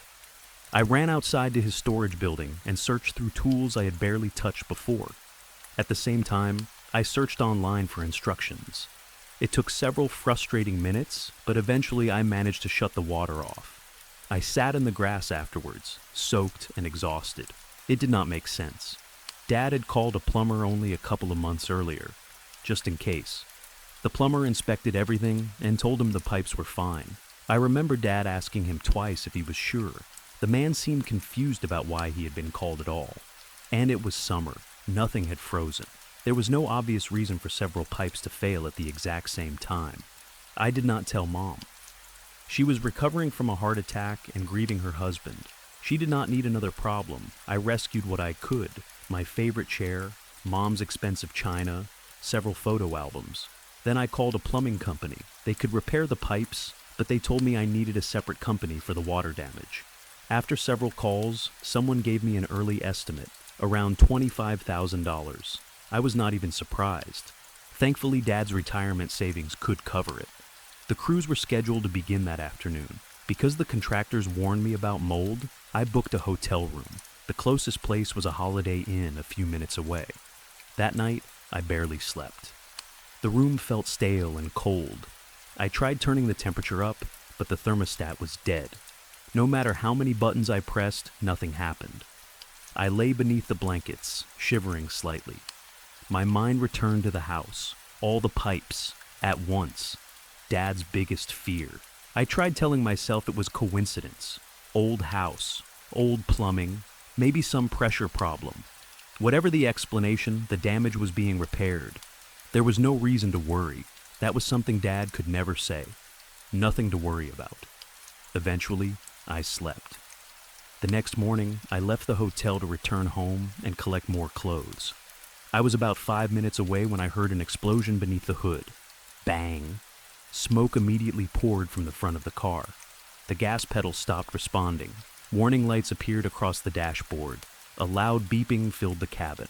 Then the check engine light began flashing. Seriously? I managed to guide the car to the side of the road. Luckily, I was already inside my neighborhood, and traffic was light. I opened the hood. The smell of burning metal struck me. Something thick and dark copper-colored was leaking around the engine. I knew almost nothing about cars, but even I could tell it was destroyed. A tow truck arrived later. The driver offered me a ride back to the house. I accepted. The plumbers and contractors were already working. The first floor looked as if a tornado had passed through it. Sections of carpet had been removed. Fans and equipment were everywhere. I carefully stepped around nails and debris and went upstairs. I packed more clothes, several pairs of socks, 2 stuffed animals I had owned since childhood, and Mom's favorite blanket. Then I took Dad's Volkswagen. As I drove towards the hospital, another memory returned. Cars had been one of Dad's strongest obsessions. Every vehicle in our family went to the mechanic once a month, not for oil changes, not because anything was wrong, just to be checked. Dad called it staying ahead of problems. He had taken my car to the mechanic 2 weeks earlier. They found nothing wrong. My car was also practically new. It had been my graduation gift. There was no reasonable explanation for the engine completely failing. As I drove Dad's car, I felt anger growing inside me. Why was everything happening now? Why immediately after he died? The thought appeared before I could stop it. I told you so. It felt like something Dad might say. Not cruelly, almost sadly. As though the moment he died, every disaster he had spent years preventing had finally been allowed to happen. I visited Mom and gave her the blanket. She looked tired, but better. I did not tell her what I was thinking. I returned to the Holiday Inn. That night, I fell asleep almost immediately. Exhaustion had finally defeated grief. The following morning, I stayed at the hotel most of the day. I left around lunch to get food and visit Mom. She seemed stable. The doctors still expected her to recover. By evening, I was back in the hotel, scrolling through my phone while The Big Bang Theory played quietly on the television. Then, my phone rang. The hospital. I answered. "Is this Ms. Yes." There was a pause. The doctor sounded nervous. "I'm very sorry you have to find out this way, but could you sit down for me?" My entire body became cold. "I am sitting." "What happened?" Another pause. "Your mother passed away." For a moment, I did not understand the words.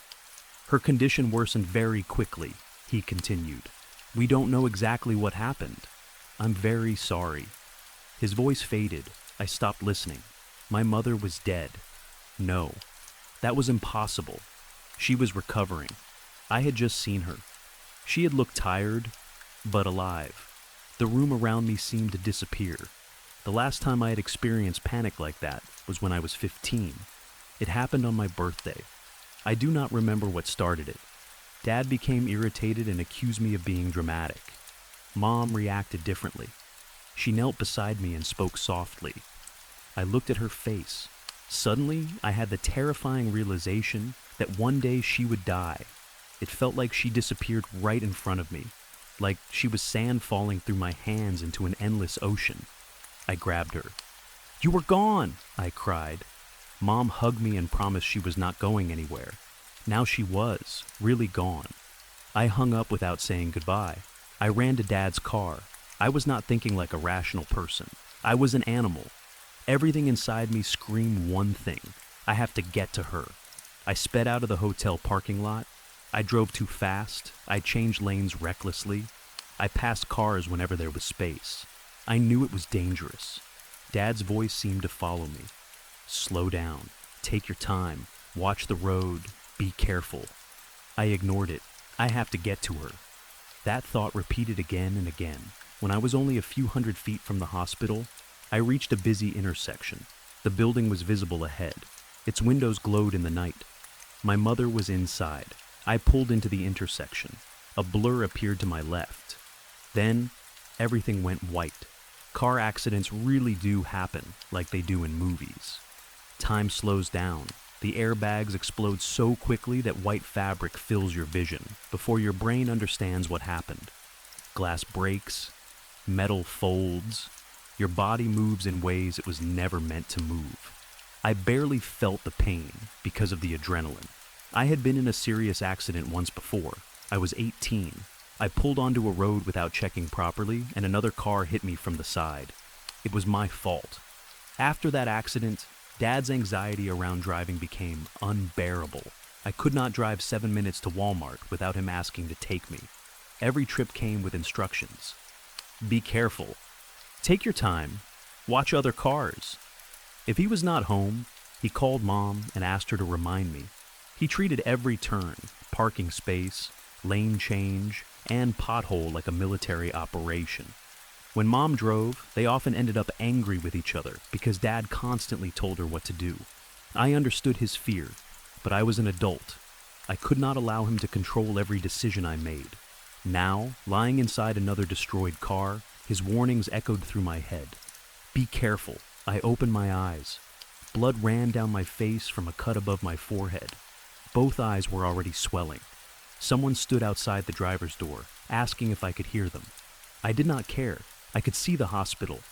I pushed the door open. The intersection was filled with headlights, broken glass, and pieces of metal. People shouted at me to sit down. Someone gently grabbed my arm. I pulled away. "My mother is in there." I started walking, then jogging. My legs shook. I entered the hospital bleeding and stumbling. Everyone in the lobby stared at me. Luckily, someone who had witnessed the accident followed and explained what happened because I could barely speak. The car was totaled. Again, it was my fault. Thankfully, the other driver was not seriously injured. Doctors cleaned my wounds, placed 3 stitches in my forehead, and gave me medication. They also explained more about Mom. They did not understand what happened. She had been expected to recover. Then, her heart simply stopped. No clear reason, no warning. Her body would be moved to the funeral home the next day. I was supposed to meet them at 10 in the morning. After everything was finished, I could not bring myself to return to the hotel. I wanted my own bed. A nurse who was finishing her shift offered to drive me home. By the time I arrived, it was nearly 10 at night. The contractors had left. The street was silent. I entered through the back door. The lower floor looked strange with the damaged carpet removed. The place smelled of wood, dust, and cleaning chemicals. I went upstairs to shower. I planned to return downstairs and make something to eat, so I left the kitchen lights on. I also left the back door unlocked. That mistake would destroy what was left of my life. The hot water helped. It loosened the pain in my muscles and washed dried blood from my skin. I stood beneath it longer than necessary. I refused to think about Mom, or Dad, or the funeral, or the car. When I finished, I dressed slowly. Then, I heard the screen door open downstairs. Squeak, I froze. Footsteps entered the house. One of Dad's greatest fears had been someone breaking in. Every night, he checked the doors 3 times. Once before going upstairs, again immediately afterwards, and a final time before bed. He had installed security bars. He had installed ring cameras. A few years earlier, he bought a pistol. A matte black 9mm handgun. He practiced at the shooting range every month. He taught me how to use it. Just in case, he always said. The gun was stored on top of his dresser. I went to it without thinking. My hands shook as I loaded it. I heard another footstep downstairs. Someone was inside my house. My father was dead. My mother was dead. My car had been destroyed. My house had flooded. And now someone had broken in. Dad had been right. That was the thought going through my mind. Dad had been right about everything. I slowly walked downstairs. When I reached the landing, I saw a figure standing in the darkness. They were holding something. My breath stopped. The person shifted. I raised the gun. Before they could say anything, I fired. 1 shot. The bullet struck the head. The figure fell backwards. Something shattered against the floor. For several seconds, I could not move. Then I rushed downstairs and turned on the hallway light. Mrs. Alice lay on the floor. She was our elderly neighbor. A small hole marked the center of her forehead. Blood spread slowly across the new hardwood. Around her body were broken pieces of a ceramic bowl, blue and purple fragments. Food covered the floor. Noodles, chicken, sauce, a casserole. Mrs. Alice had brought me dinner. I stared at her. She was still smiling slightly. She had probably noticed the unlocked door and walked inside calling my name. Maybe she had thought I could not hear her. Maybe she knew both my parents were gone and did not want me to spend the night alone. The ring camera later showed exactly what happened. Mrs. Alice approached slowly, carrying the casserole in both hands. She knocked. No answer. She tried the door. It was unlocked. She stepped inside. She called my name several times, but her voice was too soft for me to hear upstairs. Then came the gunshot. Dad had installed the cameras, just in case. I stood above Mrs. Alice's body, still holding the gun. My mind immediately jumped ahead. Police, questions, court, a trial. Who would believe me? Why would anyone think an elderly woman carrying food was dangerous? Why had I fired immediately? Why had I not shouted? Why had I not turned on the light first? Because I was exhausted. Because I was terrified. Because my father had spent my entire life telling me disaster waited behind every unlocked door. None of that changed what I had done. I had shot an innocent old woman in the head. I heard the screen door open again. This time, footsteps rushed inside. Tony, another neighbor, appeared in the hallway. He stopped when he saw Mrs. Alice, then he looked at me. I still held the gun. My mouth was open, but I could not speak. Tony slowly raised his hands. Put it down. I looked at the weapon as if I had forgotten it existed. I lowered it onto the stairs. Then I sat down. Tony called 911. Sirens appeared only minutes later. Red and blue light filled the windows and moved across Mrs. Alice's body. Police entered with weapons raised. I did exactly what they told me. There was no point fighting. There was nothing left to protect. Mom and Dad were gone. My car was gone. The house was destroyed. And now Mrs. Alice was dead because of me. While I sat outside in handcuffs, I looked up at the attic window. For a second, I thought I saw someone standing behind the glass. A man. My father. I blinked. The window was empty. Maybe it was shock, maybe grief, but I could almost hear him. You didn't check the door. That sentence has stayed with me. Dad spent his whole life worrying that everything would fall apart. The pipes, the cars, Mom's heart, my driving, someone breaking into the house. We laughed at him. We told him he worried too much. Then he died. The pipes burst. My car failed. Mom's heart stopped. I crashed Dad's car. Someone entered the house through an unlocked door. Every fear came true. Not eventually. Not over years. Within days. Sometimes I wonder whether my father's anxiety was never really anxiety. What if he knew? What if all those rituals were not compulsions? What if checking the attic twice a day, locking the cars 3 times, closing toilet seats, shutting off the water, inspecting the cars, testing Mom's heart, checking every door, and warning me about every drive actually did something? What if his fear was keeping everything under control? It sounds insane. I know it does. But I keep thinking about the way he used to look at us whenever we told him to relax.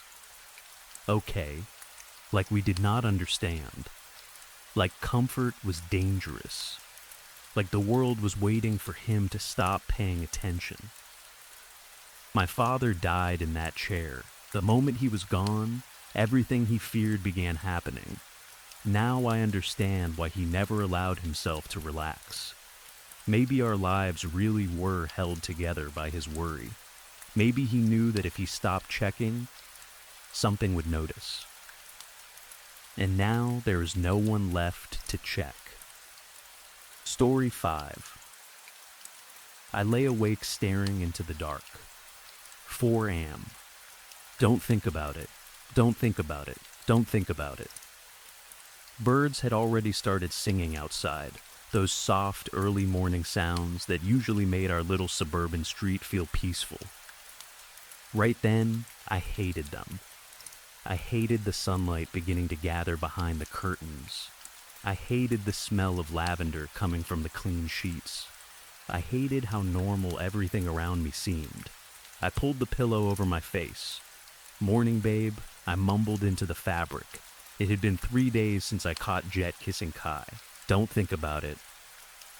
Don't think about it. Don't think about it. Jet groaned into his pillow in response. There was irritation in the sound. Immediately, my thoughts betrayed me. Would he sound annoyed if Kai were lying beside him? Would he turn toward Kai instead of away? Would he smile? I squeezed my eyes shut and pressed the pillow harder against my face until the lavender smell filled my lungs. My chest tightened. My eyes burned. Fuck, I could not control the thoughts. I could not control the pressure building in my throat. I could not even control my hands.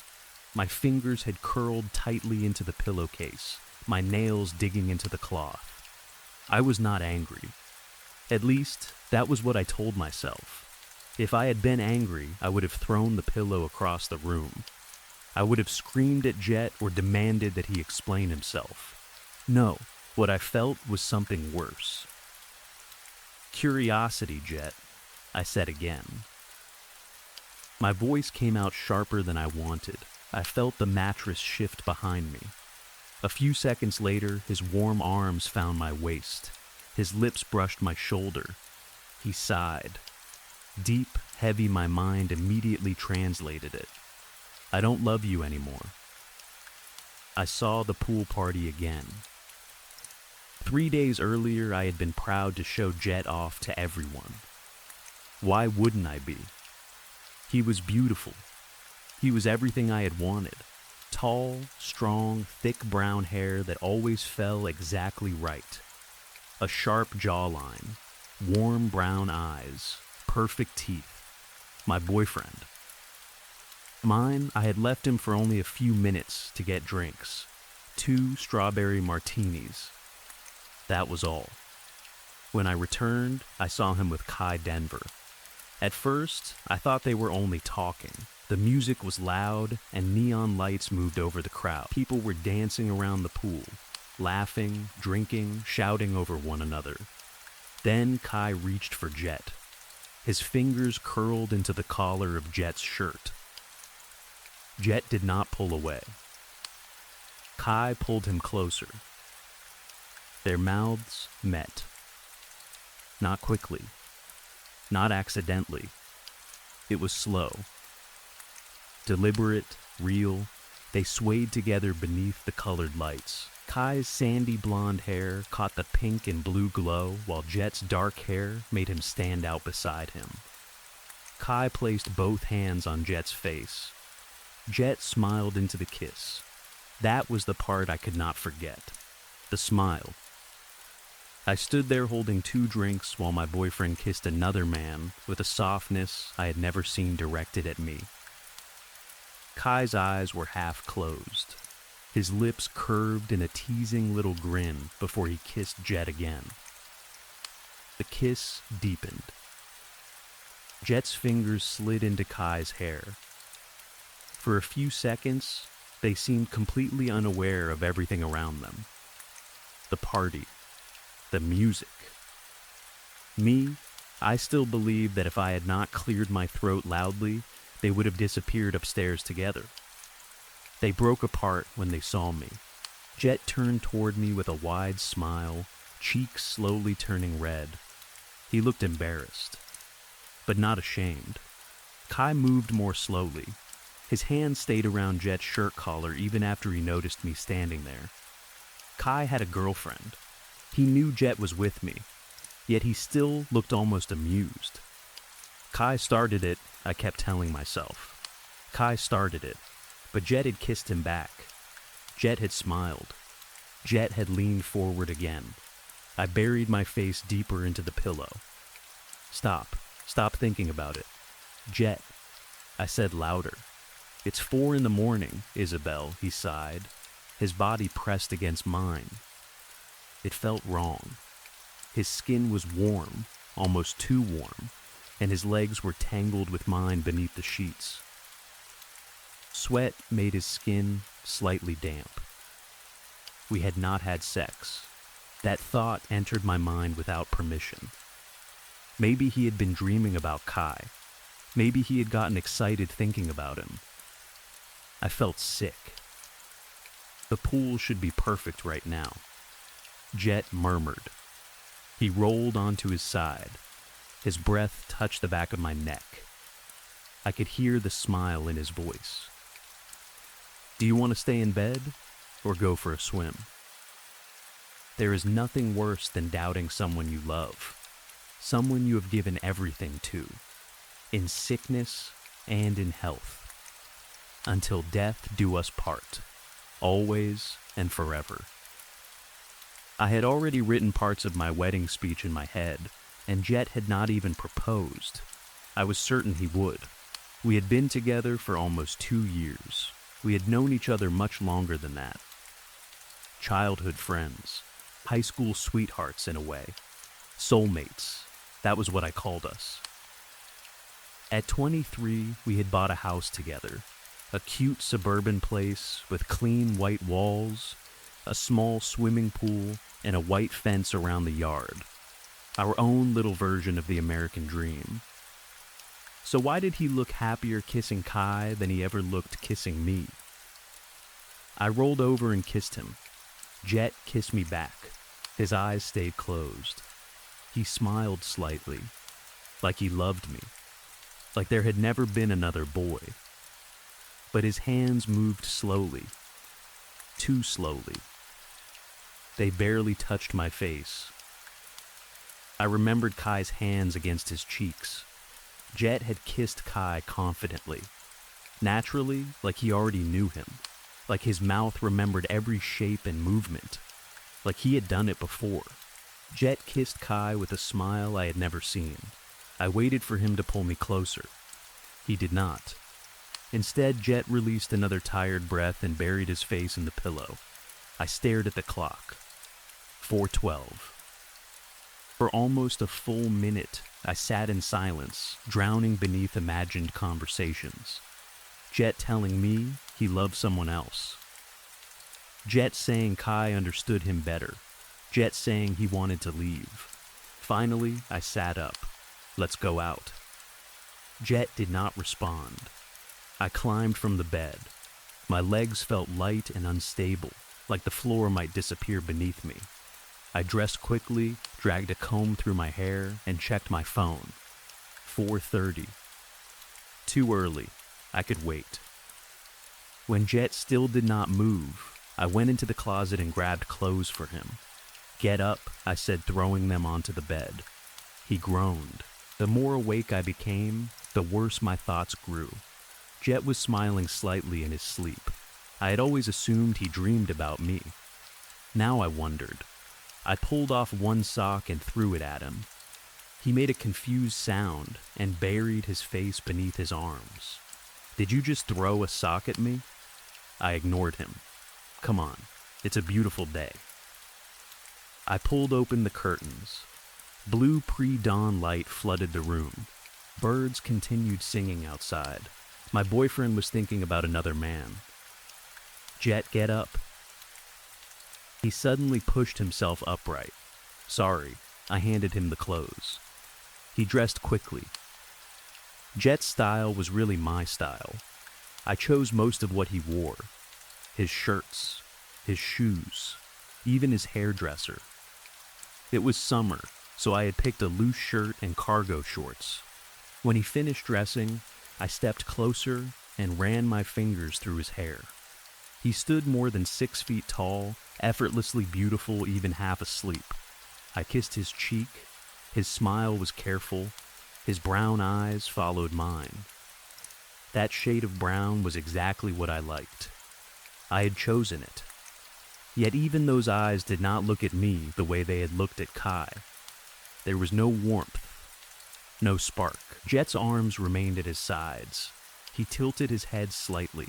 For a moment, he reminded me of someone else. Someone from years ago. A boy who used to give me puppy dog eyes whenever he wanted candy. Where are we going? Jet asked. I handed him his shoes. Just out. He looked uncertain, but followed me downstairs. The moment we stepped outside, the summer heat wrapped around us. Even before sunrise, the air was already heavy. Jet climbed into the passenger seat of my car and immediately turned on the radio. Isabel, it's 4 a.m. I started the engine. It's a nice day. The drive was painfully quiet. Jet stared through the window while early traffic moved around us. The rising sun painted his dark hair orange. He looked perfect. Traditionally, almost impossibly handsome. Sharp jaw. Perfect cheekbones. Beautiful eyes. I was lucky. That was what people always told me. I was lucky to have him. So why did I feel as if I was about to lose him? I imagined Jet turning toward me. I love someone else, Isabel. I imagined Kai's face.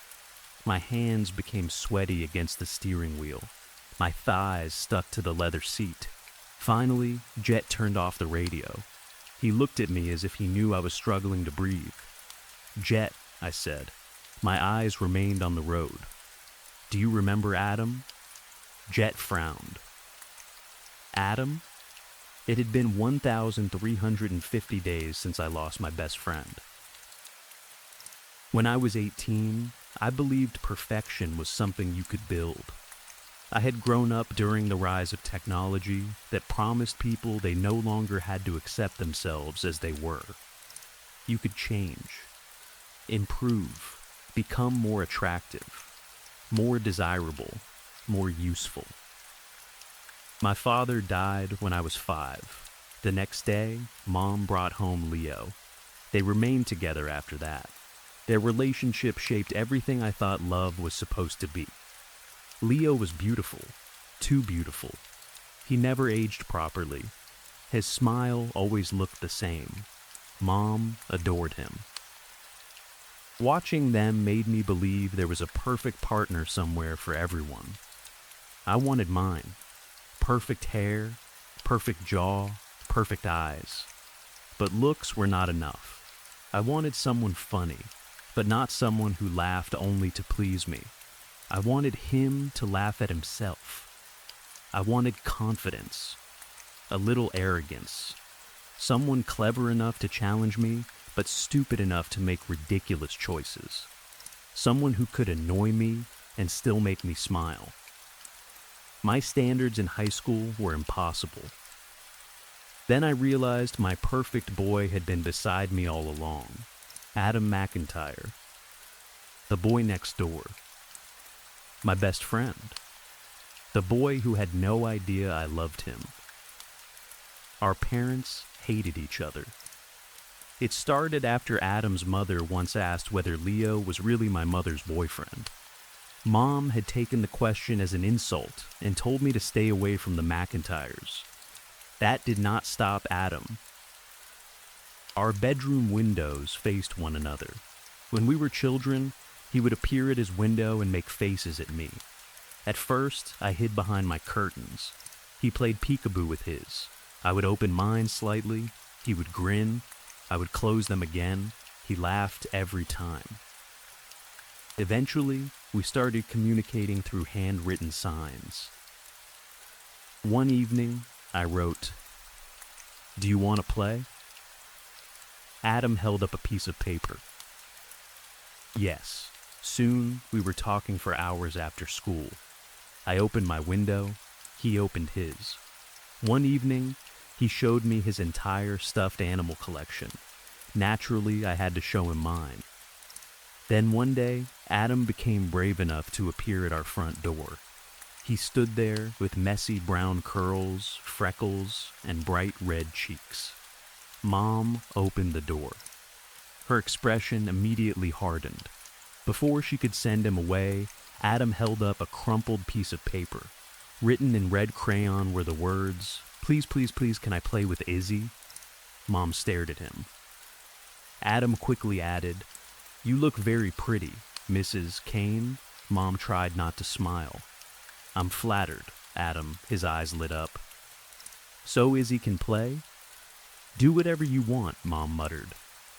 "And tell your mother to learn some manners." The moment the door closed behind us, Adam started laughing. I laughed too. We grew up together. Somewhere along the way, his smile started making my stomach twist. Puberty hit. I got my first period.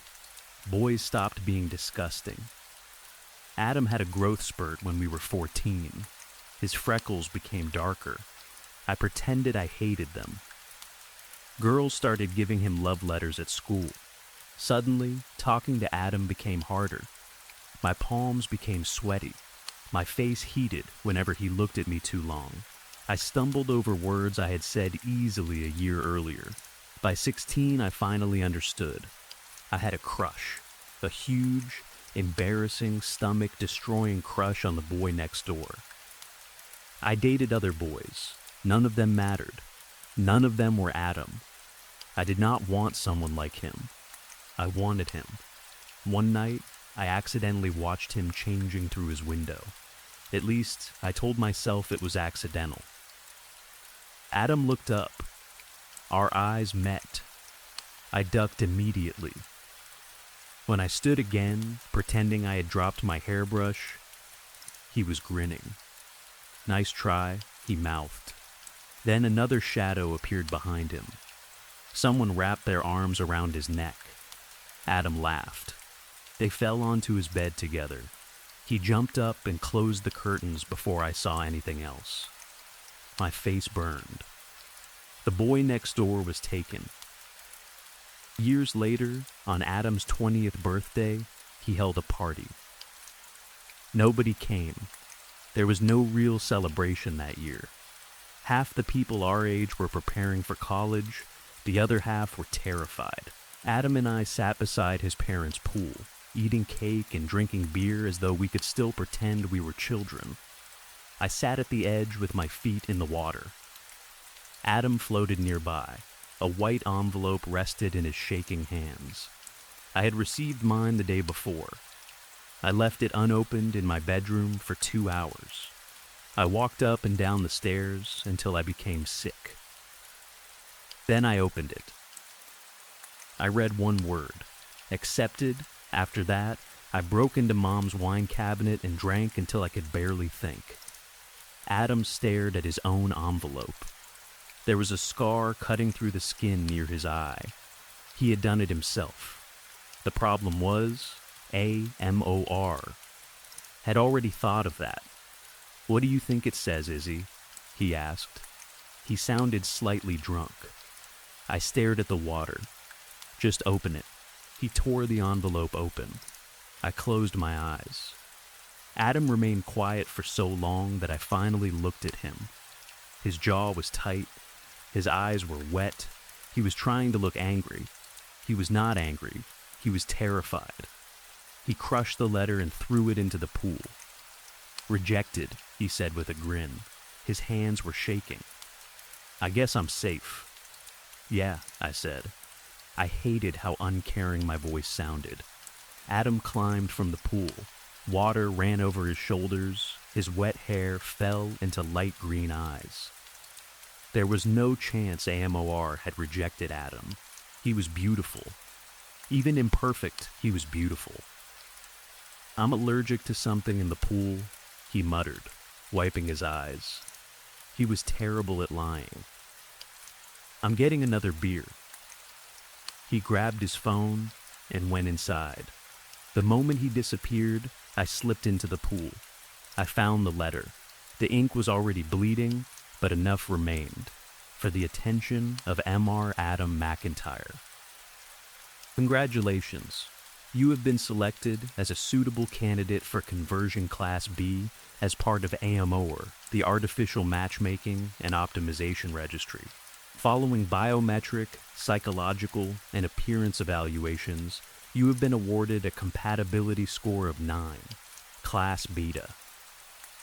Please report to your local AMOR processing center by 0900 hours on Monday, June 24th for reconstruction. Failure to do so will have consequences. Your family will be compensated. You are strictly forbidden from smoking, using drugs, overeating, engaging in sexual activity, or intentionally damaging your body before reconstruction. Self-inflicted injury will not pardon you. We thank you for your contribution to a more unified future. Unity, Mr. McIntyre, begins with you." I found Adam in his parents' basement. His eyes were closed. A knife rested against his throat. He was not pressing hard enough to cut. The letter had warned him that injuries would not save him.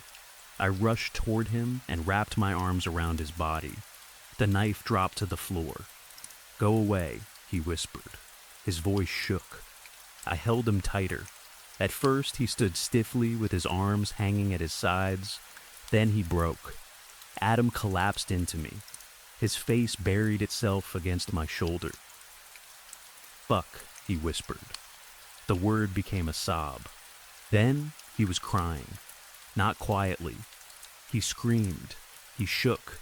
He held on to me as though I were the only thing keeping him from disappearing.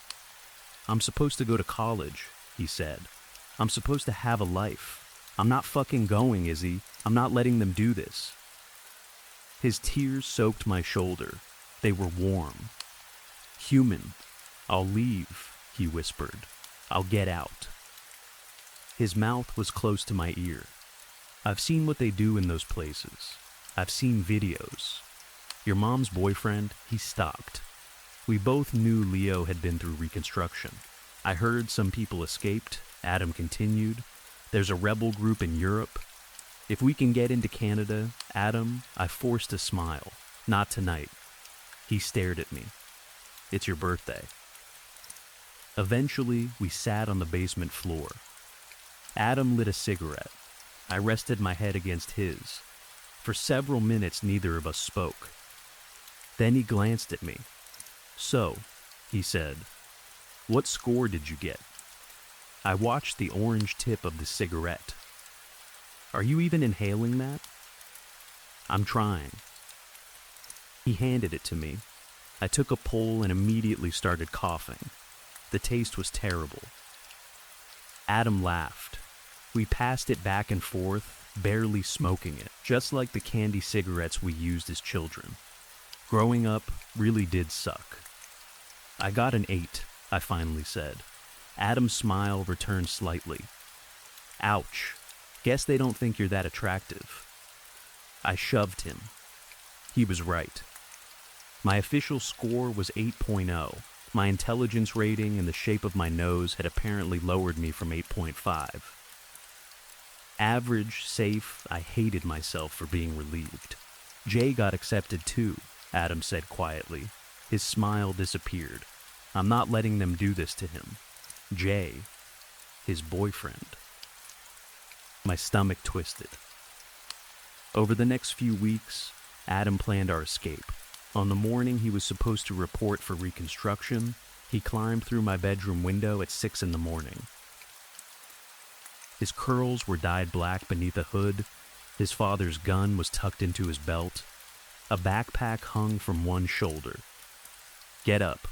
I tried to hide beneath my pillow. He pulled it away. We've got an hour until we meet Noah. Pack clothes. Dump your phone. Noah? He's a survivor. He's driving us toward the border. Then we're taking a boat. Adam began stuffing my things into a bag. Get dressed. He grabbed my laptop. This has to go too. You can't leave a trail. He opened my drawers and packed cash, sanitary pads, and underwear. You'll need these. Adam, he did not stop. I know it's a long shot, he said quietly, but it's my long shot. That was enough. If Adam had a plan, I would follow him. I pulled my underwear from his hands. His face turned red. Sorry, I threw a sock at him. Step away from the underwear drawer. He raised both hands. Stepping away. We packed everything we could. I wrote a note for Mom. Then we dumped our phones into a neighbor's pool and left. Jay was waiting in the back seat. So was Serena Eastbrook, another selected candidate. Serena had pale gray eyes and long blonde curls. She was naturally beautiful in the way companies loved. Marketable, sellable, Jay was beautiful too. Perfect jaw, bright smile. Adam had charm. Personality, I sat among them and realized I was surrounded by people who had already been judged too valuable to remain themselves. Pretty corpses. I was the average one, the one allowed to live. I had known about Amawar since childhood. Back then, it had been connected to a Korean technology company called Morphosis before eventually being bought by Apple. Their advertisements were everywhere. Pastel pink, soft blue, perfect men, perfect women, smooth plastic faces, no flaws, only beauty. Find your one. Become who you were meant to be. Press X for a full compatibility consultation. Birth rates were falling. Billionaires worried about future workers. Governments encouraged people to have children without giving families enough money to raise them. Women stopped having children.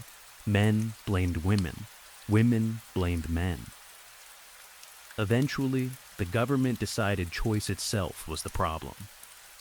A. M.OR became federal law. Every 20-year-old who met certain standards could be selected for reconstruction. Their bodies would be modified, their minds adjusted. Then they would be sold as ideal partners. Perfect couples producing perfect children. At least, that was how the advertisements described it. At school, beautiful kids started hurting themselves on purpose. Scars, broken noses, burns, weight gain, anything to lower their score. When I was a freshman, a senior jumped from the school roof after receiving his acceptance letter. None of it mattered if AMOR decided you still had value. Now Adam was refusing to surrender. That was one of the things I loved about him. The drive almost became fun. Serena told us about her girlfriend, who planned to follow her to Canada. We talked about college. Jay and Adam argued over the radio. For a while, it felt like four friends taking a road trip. Then Adam's phone rang. We all froze. Adam looked at me. He did not have a phone. I had watched him throw it into the water.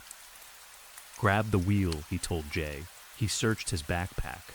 Instead of a phone, he found a small device wrapped inside his clothes. He held it up. Fuck.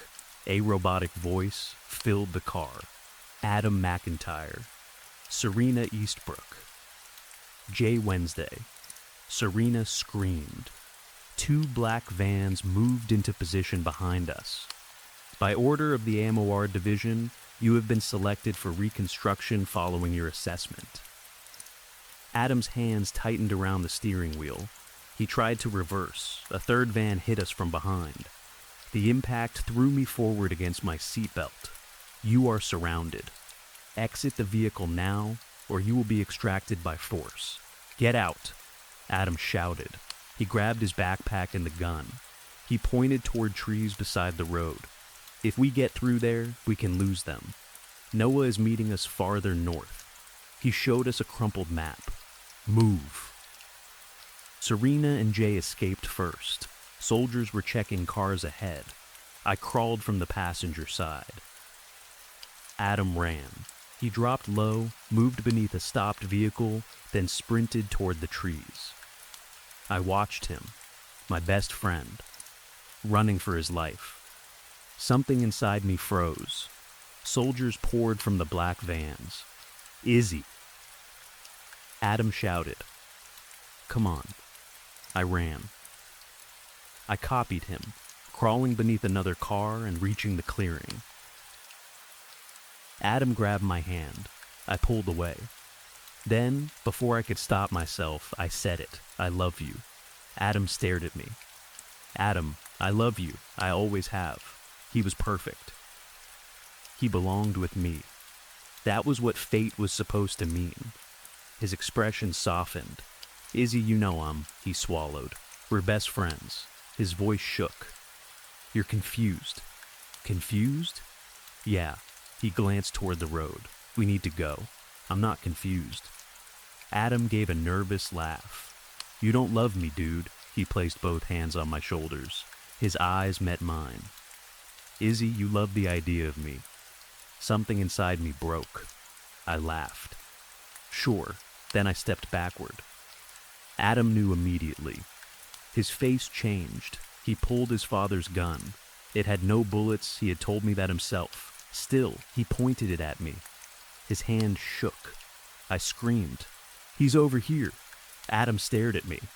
Izzy, what the fuck? He's here. I screamed again. Soldiers turned. Adam backed away. You fucking didn't. I kept shouting. I shouted until soldiers tackled him. They forced him onto his stomach. Adam screamed. A boot pressed his face into the dirt. You didn't, he kept saying. His voice changed from anger to disbelief. Then, from disbelief to pain. Tell me you didn't, Izzy. They pulled him upright. His face was dirty. His eyes were terrified. Tell me you didn't. They dragged him toward the van. Serena screamed at me. Jay fought. None of it mattered. The van doors closed. Adam was gone. Only then did I understand what I had done. What did I do? I wanted to run after them. I wanted to stop the van. Instead, I stood there. Adam's words followed me. You don't love me. You love the idea of me. I waited 2 weeks. Then I went to the AMOR center inside where hundreds of giant screens displaying reconstructed partners. Men, women, every face perfect, every body designed. I walked through the women's section first. Serena appeared on one of the screens. Her skin had been lightened. Her eyes were now bright blue. Her body had been reshaped. She wore a bikini and smiled seductively. Beach babe. Come and get me, Daddy. I looked away. Hello, welcome to AMOR. An attendant approached me. He was too perfect, too symmetrical, too cheerful. Can I help you? I'm looking for a boyfriend. His smile widened. Wonderful. Would you like to see our newest releases? Yes. He led me into a darker room, filled with pale white light. Some displays were still being prepared. I found Adam in aisle 3, or what remained of him. His jaw had been reshaped, his nose altered, his curls restored, his freckles were gone. His green eyes had been replaced with deep brown ones. Exactly the shade I liked. His display read, Enemy to a lover. Why don't you introduce me to your parents? I promise I'll be a good boy. The attendant stopped beside me. These models were processed only a few days ago. I normally recommend waiting. Reconstruction can be difficult for the organic brain. I'll take him. The attendant looked at me. I strongly suggest I said I'll take him. He did not argue. I signed the papers. Paid. Then Adam was brought out. He wore a clean white shirt and white pants. No scars, no freckles, no imperfections. Perfect, I took his hand. He immediately responded the way Adam never had. His hands came up to hold my cheeks. He smiled. Hello, I am Unit 13446. What is your name? Would you like to assign me a personal name? Our lifetime bond can begin immediately. Isabel, he repeated happily. I like your name. I almost cried. Your name is Jet. That was almost 2 years ago. Isabel? Jet's voice brought me back to the present. I realized tears were running down my face. We were parked outside a huge glass building, the AMOR Help Center. Jet stared at it. His body became stiff.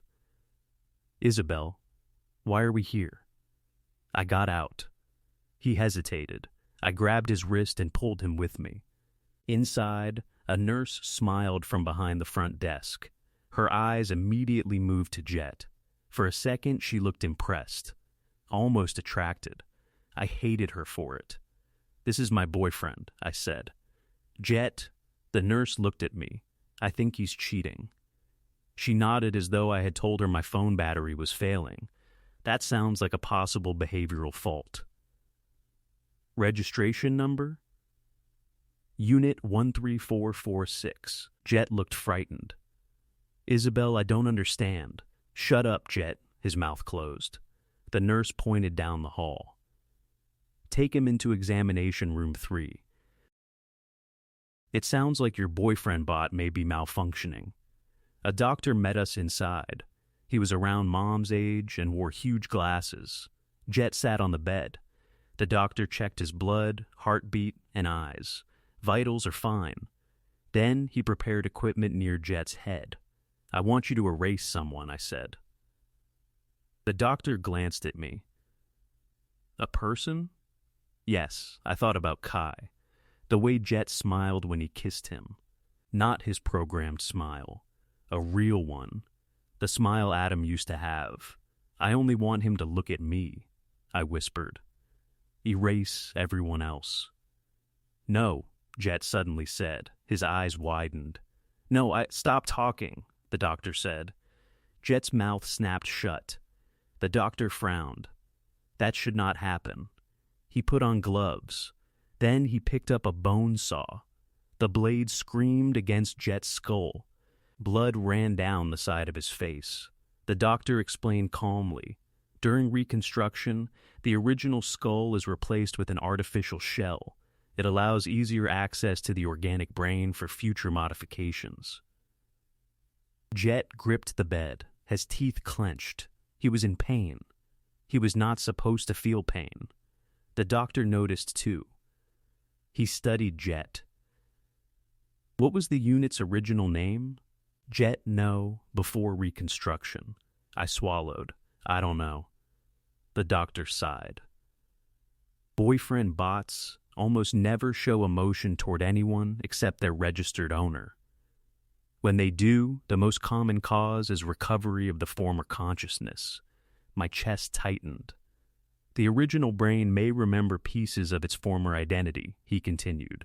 Sometimes that includes former relationships. Kai is also a boyfriend bot, I said. The doctor nodded. Then he reached into the opening in Jet's artificial skull. I'll perform a basic reset. His fingers disappeared deeper. Jet shook. The doctor removed a tiny metal chip. He snapped it in half. Then inserted a new one. Jet's eyes flew open. For 1 second, they flashed bright green. Adam's eyes. His mouth opened as if he wanted to scream. Then his eyes rolled back. His body went limp. I've erased the unit's recent memories, the doctor said. He disconnected the equipment. Jet fell forward. The doctor caught him. Your boyfriend bot should have eyes only for you now. I smiled weakly. However, I recommend a full reinstall if the problem returns. What does that mean? If the organic consciousness becomes active again, repeated simple resets may stop working. He helped Jet stand. Did you purchase him immediately after reconstruction? Yes. The doctor nodded knowingly. That explains it. Fresh units require time for the original brain to adjust. If they are activated too quickly, the former personality may recover. He smiled. But don't worry. If that happens, bring him back. I led Jet outside. He could barely walk. His legs shook. Twice I had to catch him. I helped him into the passenger seat. For several minutes he said nothing. His hand twitched. His eyelids flickered. A thin line of blood began running from his nose. Jet, no answer. My voice shook. Jet, who were you in love with? Silence, then his jaw tightened. I love him. The words came through clenched teeth. I froze. Jet's breathing became rough. I fucking love Jay. Jay, not Kai. Jay, my entire body went cold. Adam, I moved away from him as far as the car allowed. His brown eyes flickered. For half a second, they were green again. Adam was still there.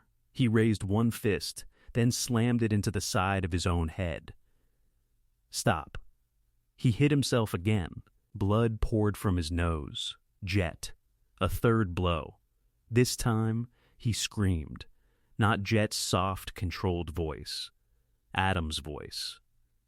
Raw, broken, human, Izzy, my breath stopped. I had not heard him call me that in 350 days. His eyes lifted. They were half closed and glassy with tears. There was confusion there. Pain, fear, the same fear I had seen beside the pool when he opened that letter. The same fear when the soldiers dragged him toward the van. And suddenly, the perfect boyfriend sitting beside me disappeared.